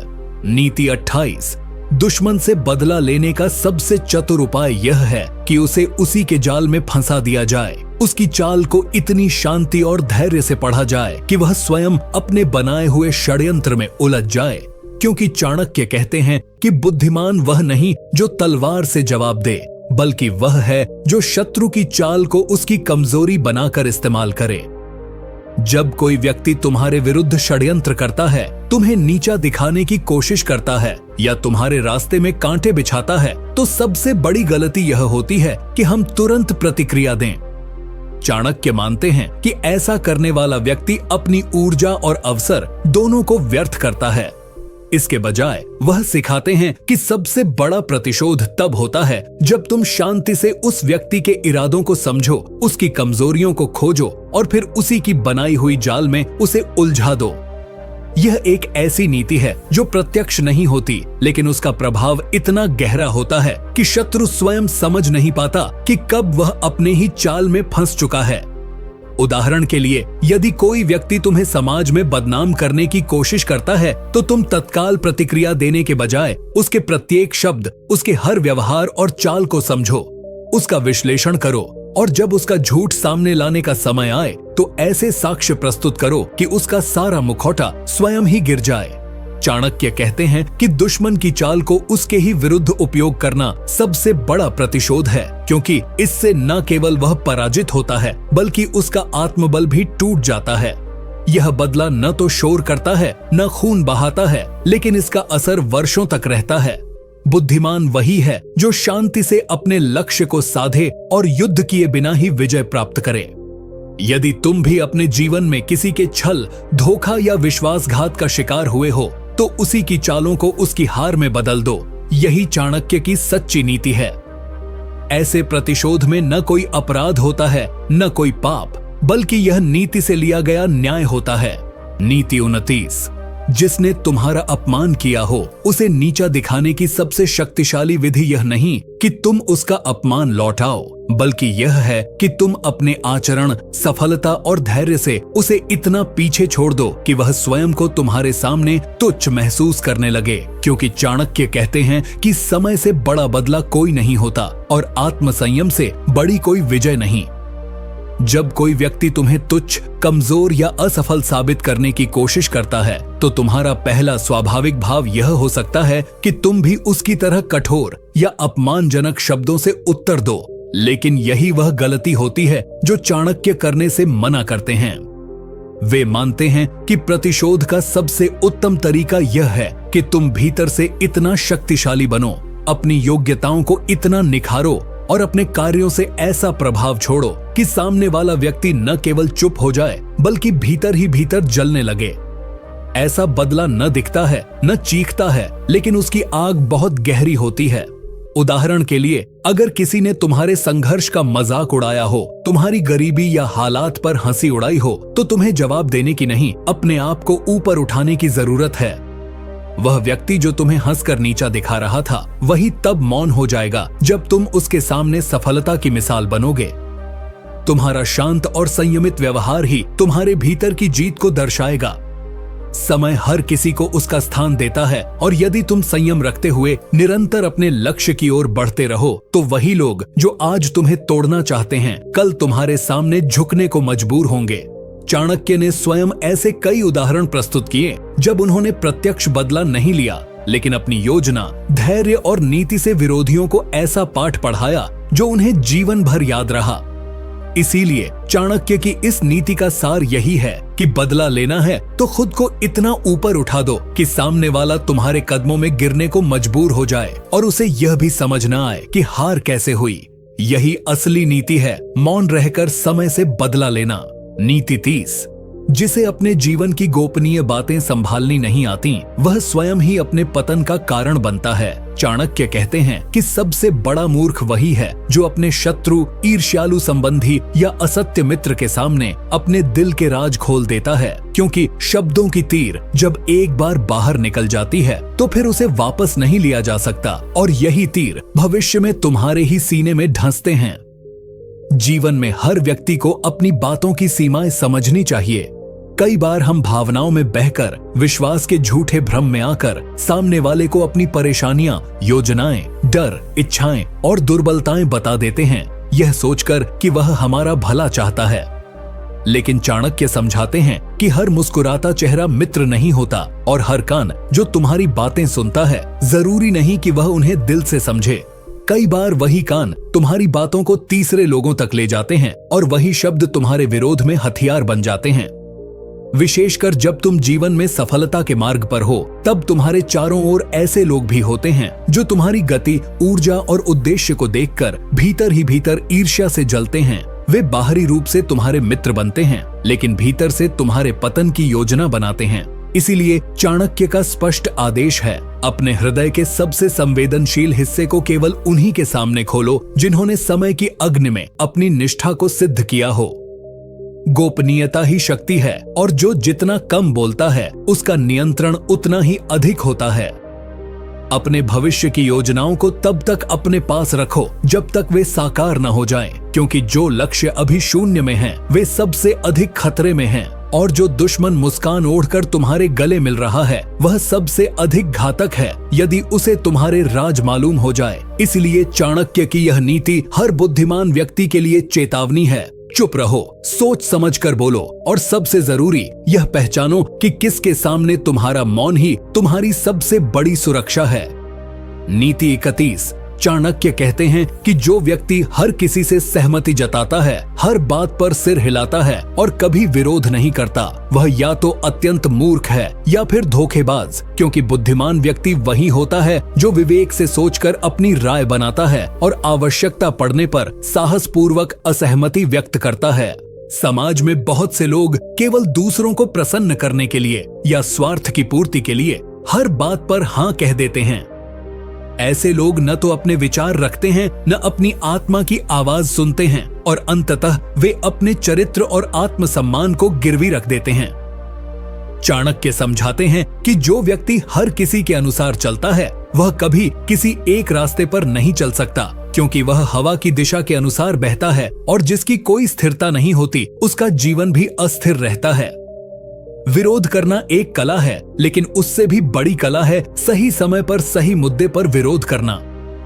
यदि आपके सामने अन्याय हो रहा है, गलत निर्णय लिया जा रहा है या कोई आपके आत्मसम्मान को ठेस पहुंचा रहा है, तो चुप रहना और सहमति जताना आपको धीरे धीरे भीतर से खत्म कर देता है। ऐसे में विरोध करना न केवल आवश्यक है, बल्कि यह आपके चरित्र की दृढ़ता को दर्शाता है। चाणक्य स्वयं राजनीति, नैतिकता और धर्म के संतुलन को समझते थे और वह बार बार यही कहते थे कि जहां अन्याय दिखे वहां चुप रहना भी पाप है। इसलिए जीवन में हर किसी को प्रसन्न करने की कोशिश करना छोड़ दो, क्योंकि ऐसा करके तुम स्वयं को खो बैठोगे। जो सत्य है उसे बोलो और जो गलत है उसका विरोध करो, चाहे सामने कोई भी हो। ऐसा व्यक्ति ही सच्चा नीतिज्ञ कहलाता है और वही समाज को दिशा देने योग्य होता है।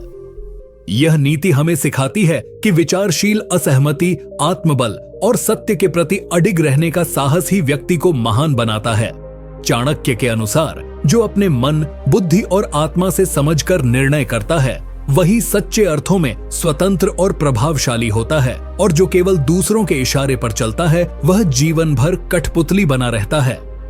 नीति 22 चाणक्य कहते हैं कि जीवन में सबसे बड़ा विनाश तब होता है जब व्यक्ति अपने गुप्त शत्रुओं को मित्र समझ बैठता है और उन्हें अपने हृदय के सबसे गहरे रहस्य सौंप देता है। यह भ्रम तब होता है जब हम बिना जांचे परखे केवल मीठी बातों या दिखावटी व्यवहार के आधार पर किसी को अपना बना लेते हैं। चाणक्य बार बार चेताते हैं कि हर मुस्कुराने वाला मित्र नहीं होता और हर सहानुभूति जताने वाला आपके भले की कामना नहीं करता। कई लोग जीवन में ऐसे होते हैं जो आपके दुख में आंसू बहाते हुए दिखाई देंगे, लेकिन भीतर से वे उसी दुख के सूत्रधार होते हैं। वे आपकी कमजोरियों को जानकर समय आने पर उन्हें आपके विरुद्ध अस्त्र की तरह प्रयोग करते हैं।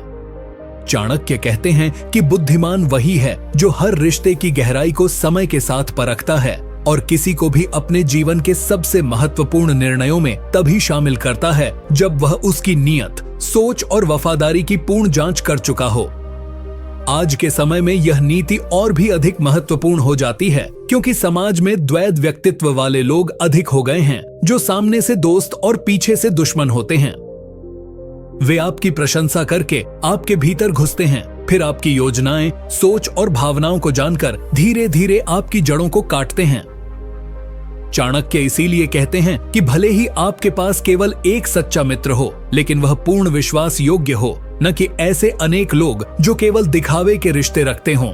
किसी से भी अत्यधिक घनिष्ठता दिखाने से पहले यह जरूर सोचें कि क्या वह व्यक्ति आपके दुख के समय भी आपके साथ खड़ा रहेगा, क्या वह आपकी सफलता से खुश होगा या ईर्ष्या करेगा, क्या वह आपके रहस्य को अपने तक रखेगा या दूसरों को बताएगा।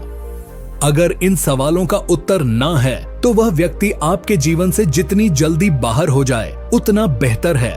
चाणक्य के अनुसार एक गुप्त शत्रु जो मित्र का मुखौटा पहने होता है वह खुले शत्रु से कहीं अधिक खतरनाक होता है, क्योंकि वह आपकी आत्मा में छेद करता है और जब तक आप सच समझते हैं तब तक बहुत देर हो चुकी होती है। नीति 33 चाणक्य कहते हैं कि जो व्यक्ति अपने क्रोध पर नियंत्रण नहीं रख सकता वह स्वयं अपने विनाश का कारण बनता है। क्रोध एक ऐसी अग्नि है जो पहले स्वयं को जलाती है और फिर चारों ओर फैलती है, जिससे संबंध, प्रतिष्ठा, निर्णय शक्ति और अवसर सब भस्म हो जाते हैं। चाणक्य मानते हैं कि क्रोधित व्यक्ति न तो सही सोच पाता है, न ही सही निर्णय ले पाता है, क्योंकि उसका विवेक उस समय क्रोध की ज्वाला में झुलस चुका होता है। चाणक्य उदाहरण देते हुए समझाते हैं कि जिस प्रकार कोई भी जहाज तूफान में अपना रास्ता भूल सकता है, उसी प्रकार क्रोध में डूबा हुआ मनुष्य अपने जीवन की दिशा खो देता है। क्रोधवश कही गई कठोर बातें रिश्तों को तोड़ देती हैं और क्रोधवश किए गए निर्णय जीवन भर का पश्चाताप बन सकते हैं। इसलिए चाणक्य नीति में स्पष्ट कहा गया है कि जो व्यक्ति क्रोध को जीत लेता है वही सच्चा विजेता होता है, क्योंकि वह अपने सबसे बड़े शत्रु अपने भीतर के विकार को पराजित कर चुका होता है। इस नीति में चाणक्य विशेष रूप से यह बताते हैं कि क्रोध को दबाना नहीं बल्कि समझना और साधना आवश्यक है। क्रोध तब आता है जब हमारी अपेक्षाएं टूटती हैं, जब हम किसी के व्यवहार को अपने अहंकार पर चोट के रूप में लेते हैं या जब हम परिस्थितियों पर नियंत्रण खो देते हैं। लेकिन यही वह क्षण होता है जब धैर्य, मौन और आत्मनिरीक्षण की आवश्यकता होती है। जो व्यक्ति इन क्षणों में संयम दिखाता है वह केवल संबंध नहीं बचाता बल्कि अपने जीवन के मार्ग को भी स्पष्ट रखता है। चाणक्य यह भी बताते हैं कि राजा हो या सामान्य मनुष्य, अगर वह अपने क्रोध में आकर किसी को सजा दे या अपमानित करे तो वह अपनी प्रतिष्ठा खो देता है और उसका राज्य या समाज उस पर विश्वास नहीं करता। इसलिए बुद्धिमान वही है जो क्रोध को अपने भीतर आने से पहले ही पहचान ले और उसे साध ले। जो व्यक्ति हर परिस्थिति में शांत रहकर निर्णय लेता है वह जीवन की सबसे बड़ी लड़ाइयां भी बिना हथियार के जीत लेता है। नीति 34। चाणक्य कहते हैं कि जो व्यक्ति केवल दूसरों की प्रशंसा और मान्यता के लिए कार्य करता है वह सदा दूसरों की इच्छा के अधीन रहता है और कभी भी सच्ची स्वतंत्रता का अनुभव नहीं कर सकता।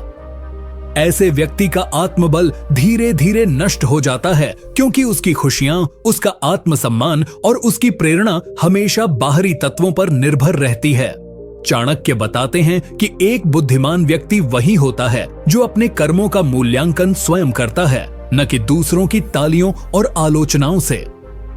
समाज की स्वीकृति और प्रशंसा क्षणिक होती है।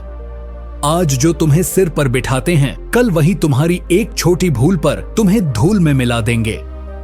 इसीलिए यदि कोई व्यक्ति अपने आत्मसम्मान और संतुलन को बनाए रखना चाहता है तो उसे अपने आंतरिक मूल्यों, सिद्धांतों और आत्मचिंतन पर आधारित जीवन जीना चाहिए। चाणक्य उदाहरण देते हुए समझाते हैं कि जैसे कोई नाविक समुद्र की लहरों को देखकर दिशा नहीं बदलता बल्कि सितारों को देखकर रास्ता तय करता है, वैसे ही एक बुद्धिमान व्यक्ति बाहरी परिस्थितियों और लोगों की राय से विचलित नहीं होता बल्कि अपने अंदर के सिद्धांतों और लक्ष्य से मार्गदर्शन लेता है। चाणक्य कहते हैं कि जो व्यक्ति हर काम इसलिए करता है कि लोग क्या कहेंगे, वह कभी अपनी असली क्षमता तक नहीं पहुंच सकता क्योंकि वह सदा दूसरों की अपेक्षाओं की जंजीरों में बंधा रहता है। उसे हर कदम पर डर लगा रहता है कि अगर लोगों को अच्छा नहीं लगा तो क्या होगा, अगर तारीफ नहीं मिली तो क्या होगा, अगर आलोचना हुई तो कैसे सहूंगा। यही डर धीरे धीरे उसके आत्मविश्वास को खा जाता है। चाणक्य स्पष्ट करते हैं कि आत्मनिर्भर वही होता है जो अपनी प्रेरणा भीतर से लेता है, जो अच्छे कर्मों का फल चाहे मिले या न मिले फिर भी सच्चाई और नीतिपथ पर चलता है। वह न तो प्रशंसा से फूलता है न ही आलोचना से टूटता है। ऐसा व्यक्ति समाज में नायक बनता है क्योंकि वह अपने विचारों, सिद्धांतों और चरित्र से दूसरों को प्रेरित करता है। इसलिए यदि तुम सच में शक्तिशाली बनना चाहते हो तो चाणक्य की इस नीति को जीवन में उतारो। प्रशंसा की भूख छोड़ो और अपने कर्म की पवित्रता को ही अपनी असली उपलब्धि मानो। नीति 35। चाणक्य कहते हैं कि जिस व्यक्ति को अपने क्रोध पर नियंत्रण नहीं है वह सबसे बड़ा शत्रु स्वयं ही बन जाता है, क्योंकि क्रोध एक ऐसा अग्नि है जो पहले अपने ही घर को जलाता है और फिर दूसरों की ओर बढ़ता है। एक बुद्धिमान व्यक्ति वही होता है जो विपरीत परिस्थितियों में भी संयम बनाए रखता है और बिना आवेश में आए ठंडे दिमाग से निर्णय लेता है।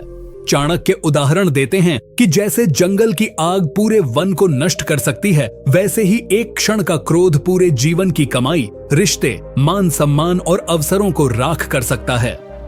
वह बताते हैं कि क्रोध में लिया गया निर्णय प्रायः दुर्भाग्यपूर्ण होता है क्योंकि उसमें बुद्धि का स्थान अहंकार और आवेश ले लेते हैं।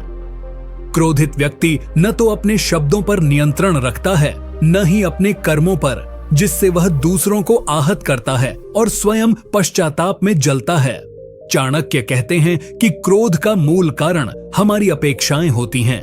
हम चाहते हैं कि सब कुछ हमारी इच्छानुसार हो, लोग हमारी बात माने, परिस्थिति हमारी सोच के अनुसार चले, और जब ऐसा नहीं होता तो हमारा मन आवेश से भर उठता है। लेकिन बुद्धिमानी इसमें है कि हम उस क्षण को पहचानें और प्रतिक्रिया देने से पहले स्वयं को रोकें। जैसे किसी गर्म लोहे को छूने से पहले हम सोचते हैं कि वह जलाएगा, वैसे ही किसी स्थिति में कुछ बोलने या करने से पहले यह सोचें कि इसका परिणाम क्या होगा। चाणक्य बताते हैं कि शत्रु को हराने के लिए भी शांति सबसे बड़ा हथियार है, क्योंकि क्रोध में किया गया आक्रमण अक्सर रणनीति से रहित होता है और पराजय की ओर ले जाता है।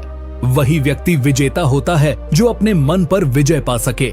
चाणक्य यह भी कहते हैं कि यदि कोई तुम्हें उकसाता है, तुम्हारे अपमान की चेष्टा करता है और तुम्हारा संयम तोड़ना चाहता है, तो तुम उसका सबसे बड़ा अपमान तब करते हो जब तुम मुस्कुराकर शांत चित्त से उत्तर देते हो और अपने लक्ष्य की ओर बढ़ते हो। इसलिए जीवन में यदि सफलता, सम्मान और आत्मबल चाहिए तो पहले अपने क्रोध को जीतो, क्योंकि जो स्वयं पर विजय पा लेता है वही इस संसार में सच्चा विजेता कहलाता है।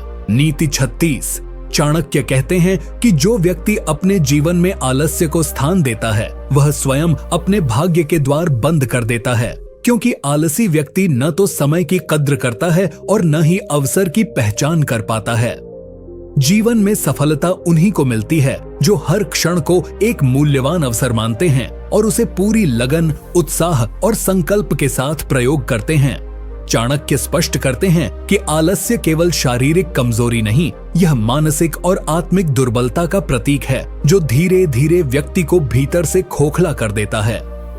आलसी व्यक्ति को जब काम करना होता है तब वह बहाने ढूंढता है, जब प्रयास करना होता है तब वह सो जाता है और जब परिणाम चाहिए होते हैं तब केवल पछतावा हाथ आता है।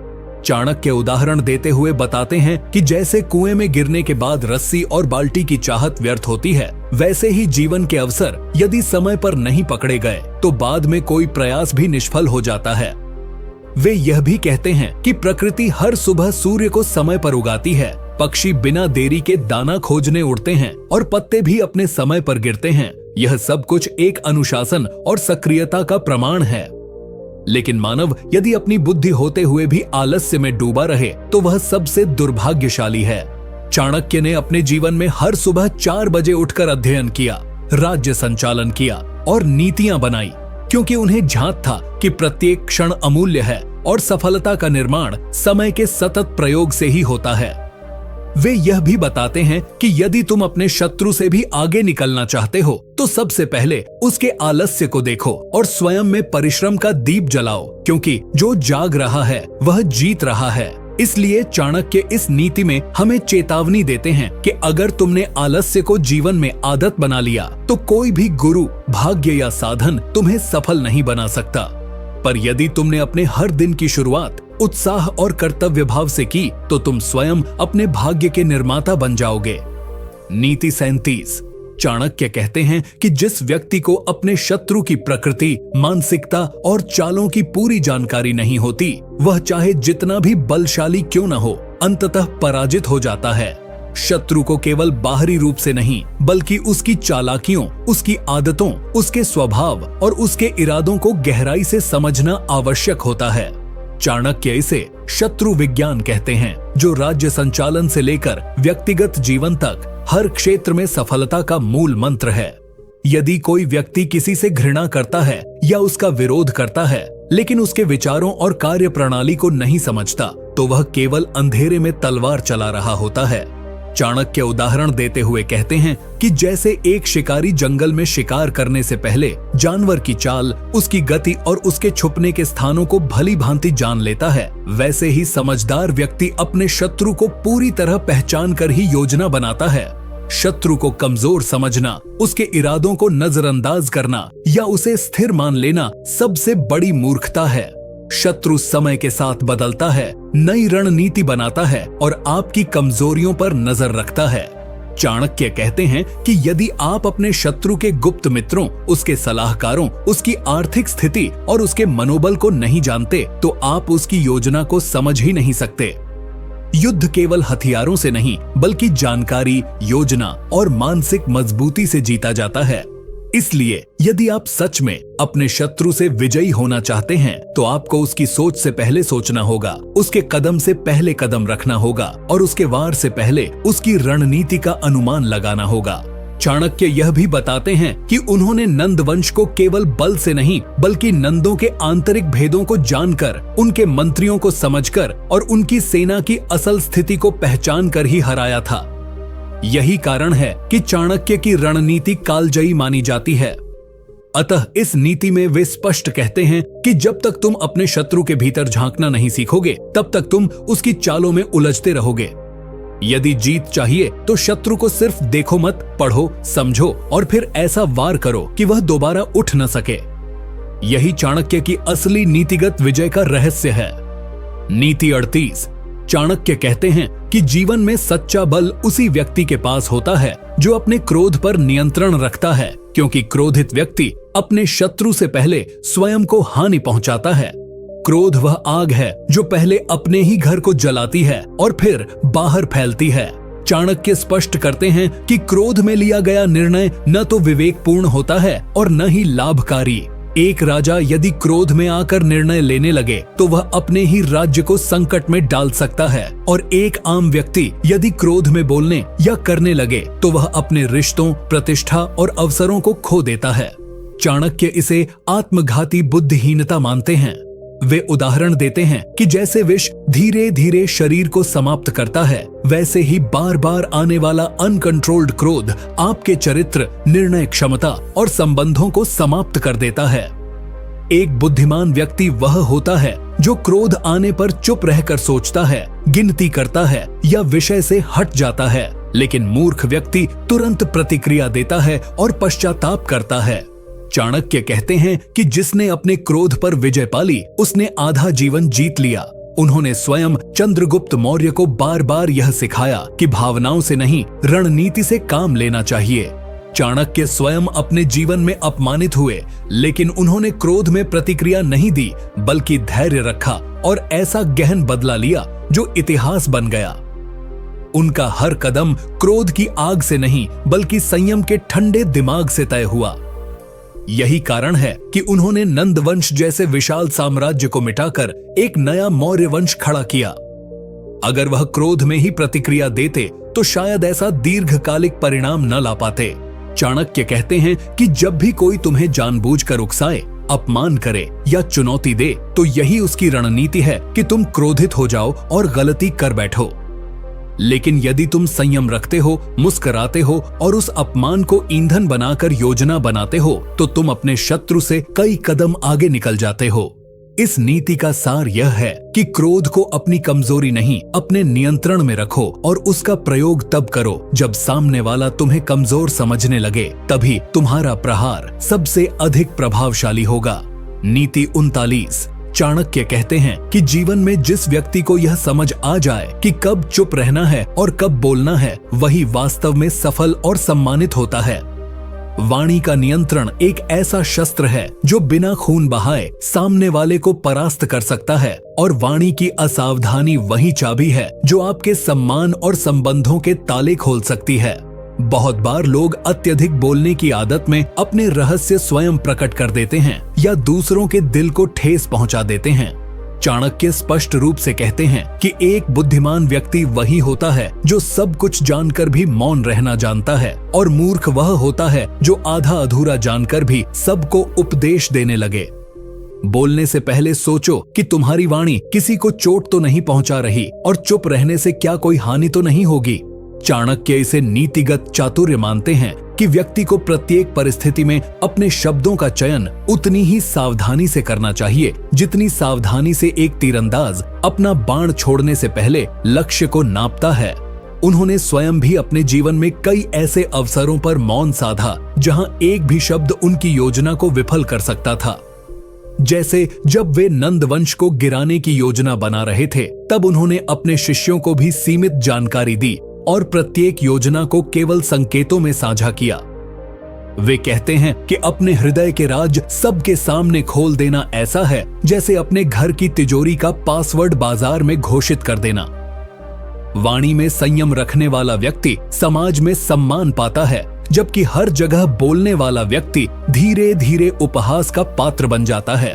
एक गूंगा भी अगर मौन रहकर मुस्कुराता है तो लोग उसे ज्ञानी समझते हैं, लेकिन एक ज्ञानी अगर बिना सोचे बोलता है तो उसकी बुद्धि पर भी प्रश्न चिन्ह लग जाते हैं।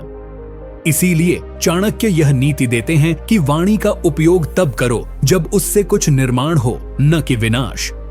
जब बोलने से पहले बार बार सोचने की आदत विकसित हो जाए तो व्यक्ति जीवन के हर क्षेत्र में सफल होता है, चाहे वह संबंध हो, राजनीति हो या व्यापार। नीति 40। चाणक्य कहते हैं कि यदि किसी व्यक्ति की संगति गलत हो तो वह व्यक्ति चाहे कितना भी ज्ञानी, समझदार या प्रतिष्ठित क्यों न हो, अंततः उसका पतन निश्चित है। संगति वह दर्पण है जो आपके चरित्र को प्रतिबिंबित करता है। आप किन के साथ बैठते हैं, उठते हैं, समय बिताते हैं, वही लोग धीरे धीरे आपके विचारों और निर्णयों पर प्रभाव डालने लगते हैं। चाणक्य बार बार यह स्पष्ट करते हैं कि जिस प्रकार कोयले के पास बैठने से कपड़े काले हो जाते हैं, वैसे ही बुरे लोगों की संगति से मनुष्य का चित्त भी दूषित हो जाता है, चाहे वह अपने आप को कितना भी संयमी क्यों न माने। वे उदाहरण देते हैं कि यदि कोई व्यक्ति साधु का वेश पहन ले पर चोरों की संगत में समय बिताए तो समाज उसे साधु नहीं चोर ही मानेगा, क्योंकि संगत का असर सिर्फ व्यक्तित्व पर नहीं, प्रतिष्ठा पर भी पड़ता है। चाणक्य अपने समय में स्वयं यह बात भली भांति जानते थे कि यदि वे मगध की राजनीति में सफल होना चाहते हैं तो उन्हें कुशल, ईमानदार और स्वार्थ रहित लोगों की संगति में रहना होगा। इसी कारण उन्होंने चंद्रगुप्त जैसे योग्य शिष्य को चुना और उसे सदैव उच्च विचारों वाले नीतिवान जनों के साथ जोड़े रखा। यदि आप बुद्धिमान बनना चाहते हैं तो मूर्खों की संगति छोड़कर ज्ञानियों का साथ अपनाइए। यदि आप संयमी बनना चाहते हैं तो भोगियों का साथ छोड़िए और तपस्वियों की संगत में रहिए। और यदि आप धनवान बनना चाहते हैं तो आलसियों से दूरी बनाकर मेहनतकश लोगों का साथ पकड़िए। संगति का सीधा असर आपके सोचने, बोलने और निर्णय लेने के तरीके पर पड़ता है।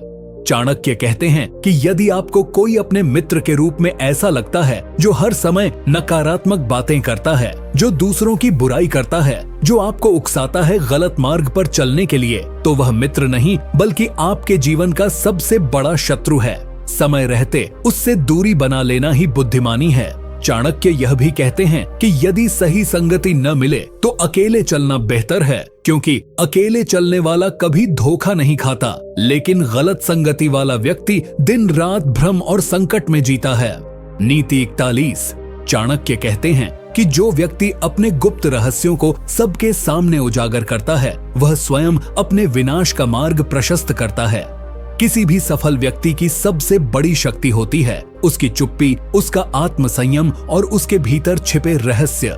जब तक कोई व्यक्ति अपने विचार, योजनाएं, कमजोरियां और अगला कदम दूसरों से छुपाकर रखता है, तब तक वह दूसरों से एक कदम आगे रहता है।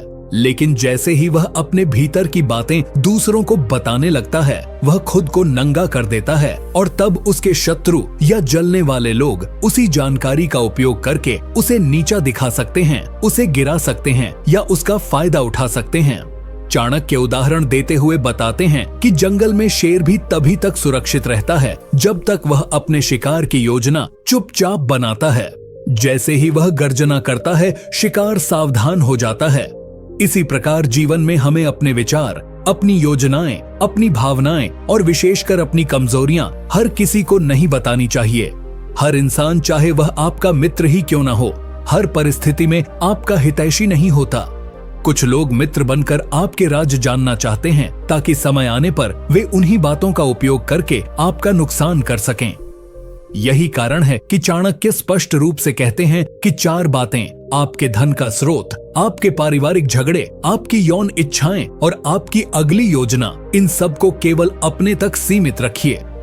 चाणक्य स्वयं भी मगध की राजनीति में यही नीति अपनाते थे। वे अपने विचार केवल चंद्रगुप्त जैसे विश्वास पात्रों से ही साझा करते थे और आम सभा या जनमानस में कभी नहीं खोलते थे। इससे उन्हें न केवल सफलता मिली, बल्कि कई बार संकट में भी उनकी चुप्पी ने ही उन्हें बचाया। आज के समय में भी यह नीति उतनी ही प्रासंगिक है। सोशल मीडिया पर अपने जीवन के हर पहलू को खोलकर रखने वाले लोग स्वयं को कई मानसिक, सामाजिक और आर्थिक समस्याओं में डाल देते हैं। चाणक्य कहते हैं, जिस दिन तुमने अपने मन की बात सबको बता दी, उस दिन से तुम्हारी ताकत खत्म होनी शुरू हो जाती है। इसलिए यदि बुद्धिमान बनना है तो रहस्य को रहस्य ही रहने दो। नीति 42। चाणक्य कहते हैं कि जिस व्यक्ति को अपनी वाणी पर नियंत्रण नहीं है, वह अपने ही शब्दों से सबसे अधिक हानि उठाता है। वाणी का नियंत्रण एक ऐसा गुण है जो बुद्धिमानों को भी महामानव बना देता है और मूर्खों को भी विनाश से बचा सकता है।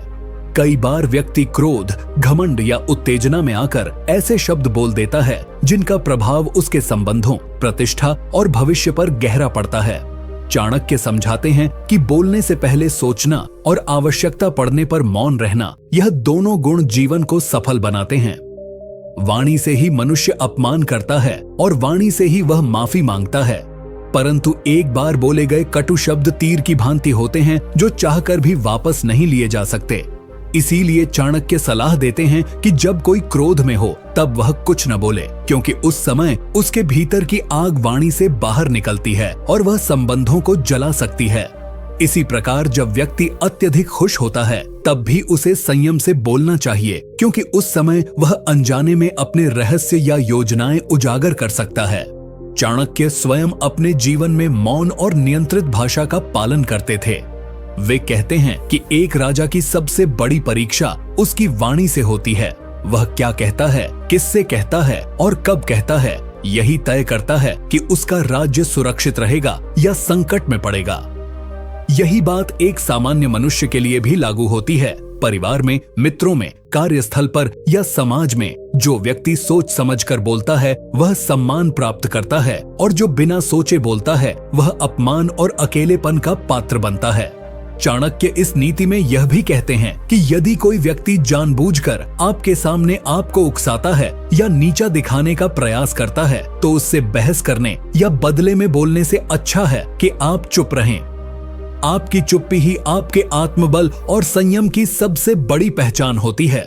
इसीलिए चाणक्य की यह नीति सिखाती है कि जब शब्दों को उपयोग करना हो तो उन्हें तौलकर बोलिए, क्योंकि वही शब्द आपका भाग्य बना सकते हैं या मिटा सकते हैं। नीति 43। चाणक्य कहते हैं कि जो व्यक्ति हर किसी को अपना समझकर दिल की सारी बातें खोल देता है वह अंततः सबसे अधिक धोखा खाता है। नीति 43। चाणक्य कहते हैं कि जो व्यक्ति हर किसी को अपना समझकर दिल की सारी बातें खोल देता है वह अंततः सबसे अधिक धोखा खाता है। इस संसार में हर चेहरा वैसा नहीं होता जैसा वह दिखाई देता है। कुछ लोग आपके सामने मीठी बातें करते हैं, सहानुभूति जताते हैं, आपकी बातों को सुनते हैं, लेकिन भीतर से वे आपकी कमजोरियों को जानकर उनका लाभ उठाने की योजना बना रहे होते हैं।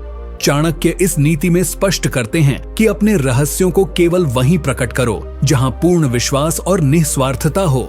हर रिश्ते में भले ही मिठास दिखे, लेकिन हर रिश्ता विश्वास के लायक नहीं होता। बहुत से लोग केवल इसलिए आपकी नजदीकियां बढ़ाते हैं ताकि वे आपके जीवन के बारे में अधिक से अधिक जान सकें और फिर समय आने पर वही जानकारी आपके विरुद्ध प्रयोग कर सकें। चाणक्य समझाते हैं कि बुद्धिमान व्यक्ति अपने सुख और दुख दोनों को संतुलन के साथ भीतर रखता है। वह न तो अत्यधिक प्रसन्नता में फूला नहीं समाता और न ही दुख में सबके आगे रोता है, क्योंकि भावनाओं को खुलकर व्यक्त करना कभी कभी ऐसे लोगों को आकर्षित करता है जो आपकी भावनात्मक स्थिति का फायदा उठाकर आपको मानसिक रूप से और अधिक चोट पहुंचा सकते हैं।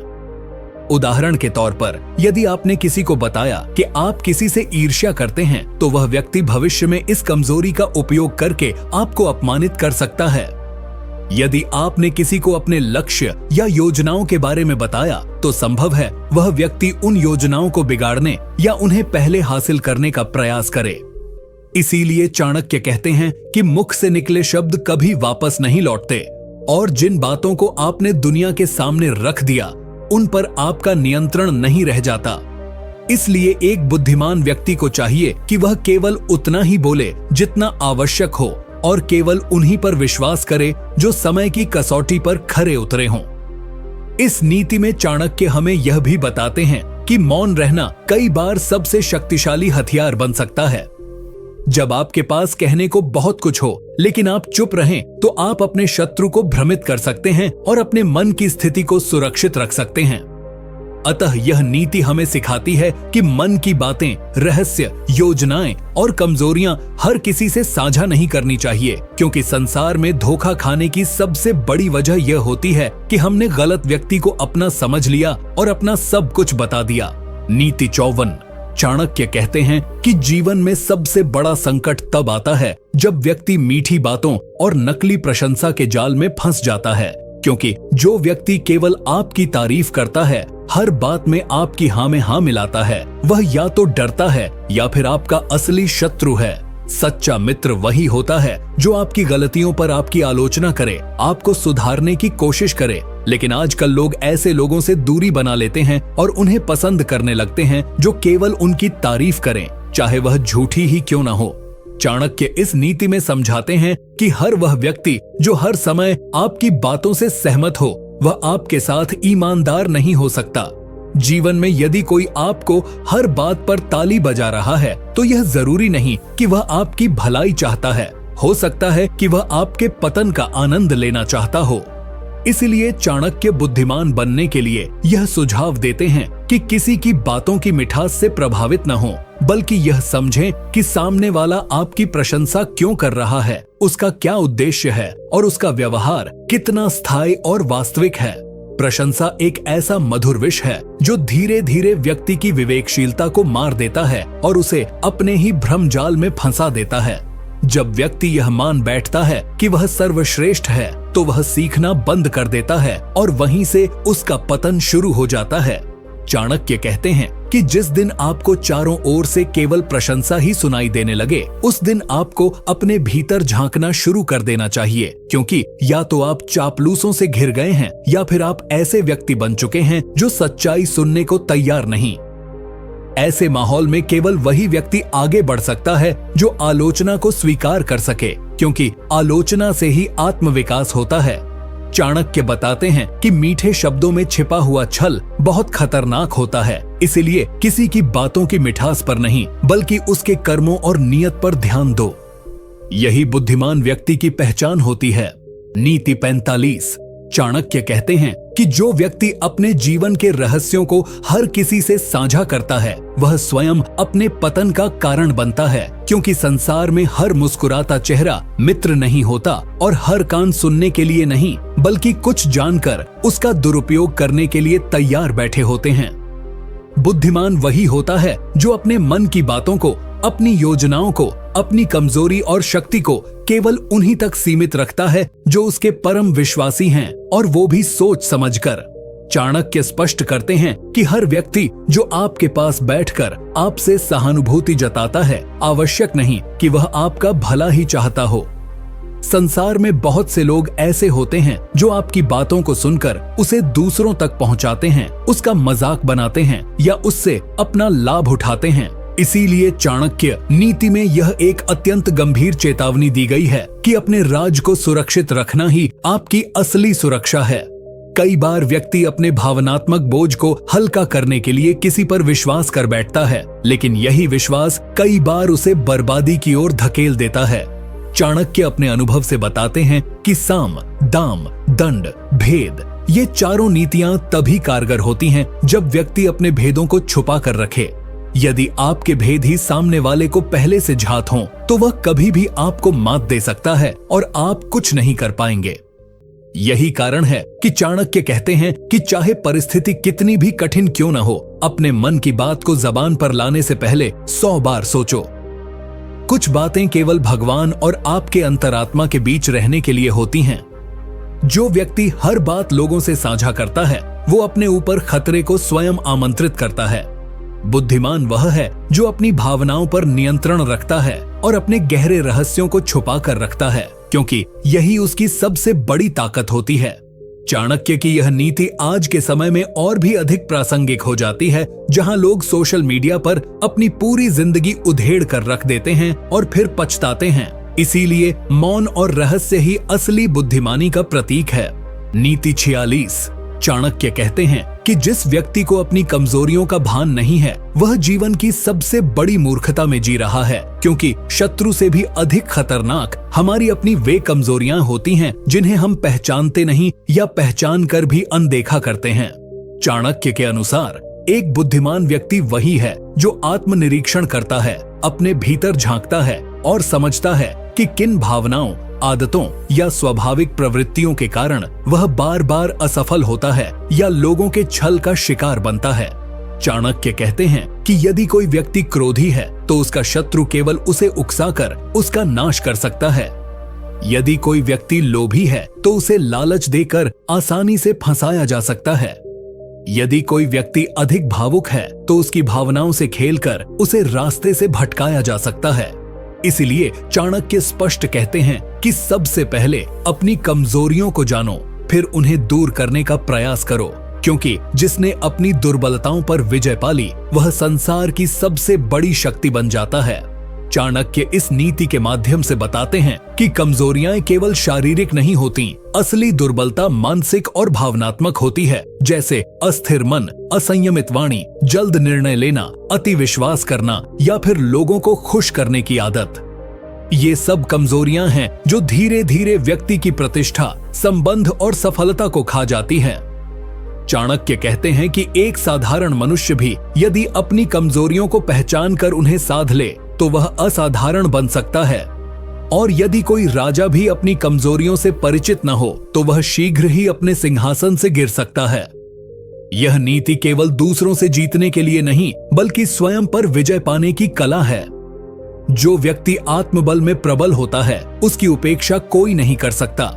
चाणक्य के शब्दों में, वह जो स्वयं को जानता है वही सच्चे अर्थों में संसार को जानने के योग्य होता है।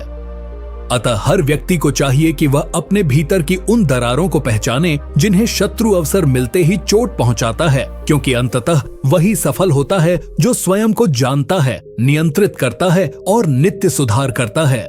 नीति 47। चाणक्य कहते हैं कि जो व्यक्ति दूसरों की बातों में आकर अपने निकटतम लोगों पर शक करने लगे वह अंततः अकेला रह जाता है, क्योंकि विश्वास एक बार टूट जाए तो वह दोबारा पहले जैसा नहीं बनता। चाणक्य इस नीति में स्पष्ट करते हैं कि जीवन में सबसे बड़ी संपत्ति केवल धन नहीं बल्कि वे रिश्ते होते हैं जो विश्वास की नींव पर टिके होते हैं। यदि कोई व्यक्ति अपने सगे संबंधियों, मित्रों, जीवन साथी या सहयोगियों पर बिना किसी ठोस कारण के केवल दूसरों की कही बातों के आधार पर शक करता है तो वह स्वयं ही अपनी नींव को खोखला करता है। चाणक्य बताते हैं कि समाज में बहुत से ऐसे लोग होते हैं जो दूसरों के संबंधों में दरार डालने में आनंद लेते हैं, क्योंकि उन्हें स्वयं प्रेम, भरोसे और सच्चे संबंधों का अनुभव नहीं हुआ होता। ऐसे लोग चालाकी से मीठी मीठी बातों के पीछे जहर छुपाकर किसी के कान भर देते हैं, और यदि सामने वाला व्यक्ति विवेकशील न हो तो वह उन्हीं झूठे आरोपों को सत्य मान बैठता है और अपने सबसे करीबी रिश्ते को तोड़ देता है। चाणक्य चेतावनी देते हैं कि शक करने से पहले 100 बार सोचो, पर विश्वास टूट जाने के बाद उसे जोड़ने के लिए 1000 बार पछताना पड़ता है, और तब भी वह पहले जैसा नहीं होता। जो व्यक्ति बुद्धिमान होता है वह कभी भी किसी तीसरे के कहे हुए शब्दों को अंतिम सत्य नहीं मानता, बल्कि वह स्वयं साक्ष्य देखता है, सामने वाले से बात करता है और निष्कर्ष तक पहुंचता है।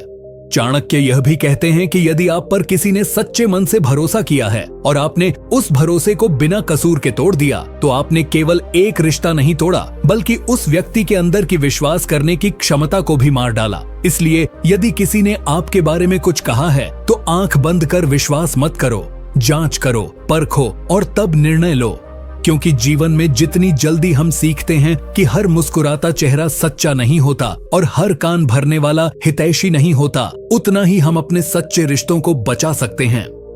शक करना आसान है, पर रिश्ता बनाना और उसे निभाना कठिन होता है, और चाणक्य के अनुसार जो इस कठिन कार्य को सफलतापूर्वक कर ले वही वास्तव में बुद्धिमान कहलाता है। जा नीति 48। चाणक्य कहते हैं कि जिस व्यक्ति की वाणी कठोर हो, उसमें मधुरता न हो, वह चाहे कितना भी विद्वान या शक्तिशाली क्यों न हो, वह अंततः समाज में अस्वीकार कर दिया जाता है। चाणक्य इस नीति में वाणी के महत्व को अत्यंत गंभीरता से प्रस्तुत करते हैं। वे स्पष्ट करते हैं कि एक व्यक्ति का वास्तविक चरित्र उसकी बातों में छुपा होता है। यदि उसकी वाणी में नम्रता, समझदारी और संवेदनशीलता है तो वह शत्रु के हृदय को भी जीत सकता है, और यदि उसमें केवल अहंकार, कटुता और क्रोध है तो वह अपने सगे संबंधियों को भी पराया बना सकता है।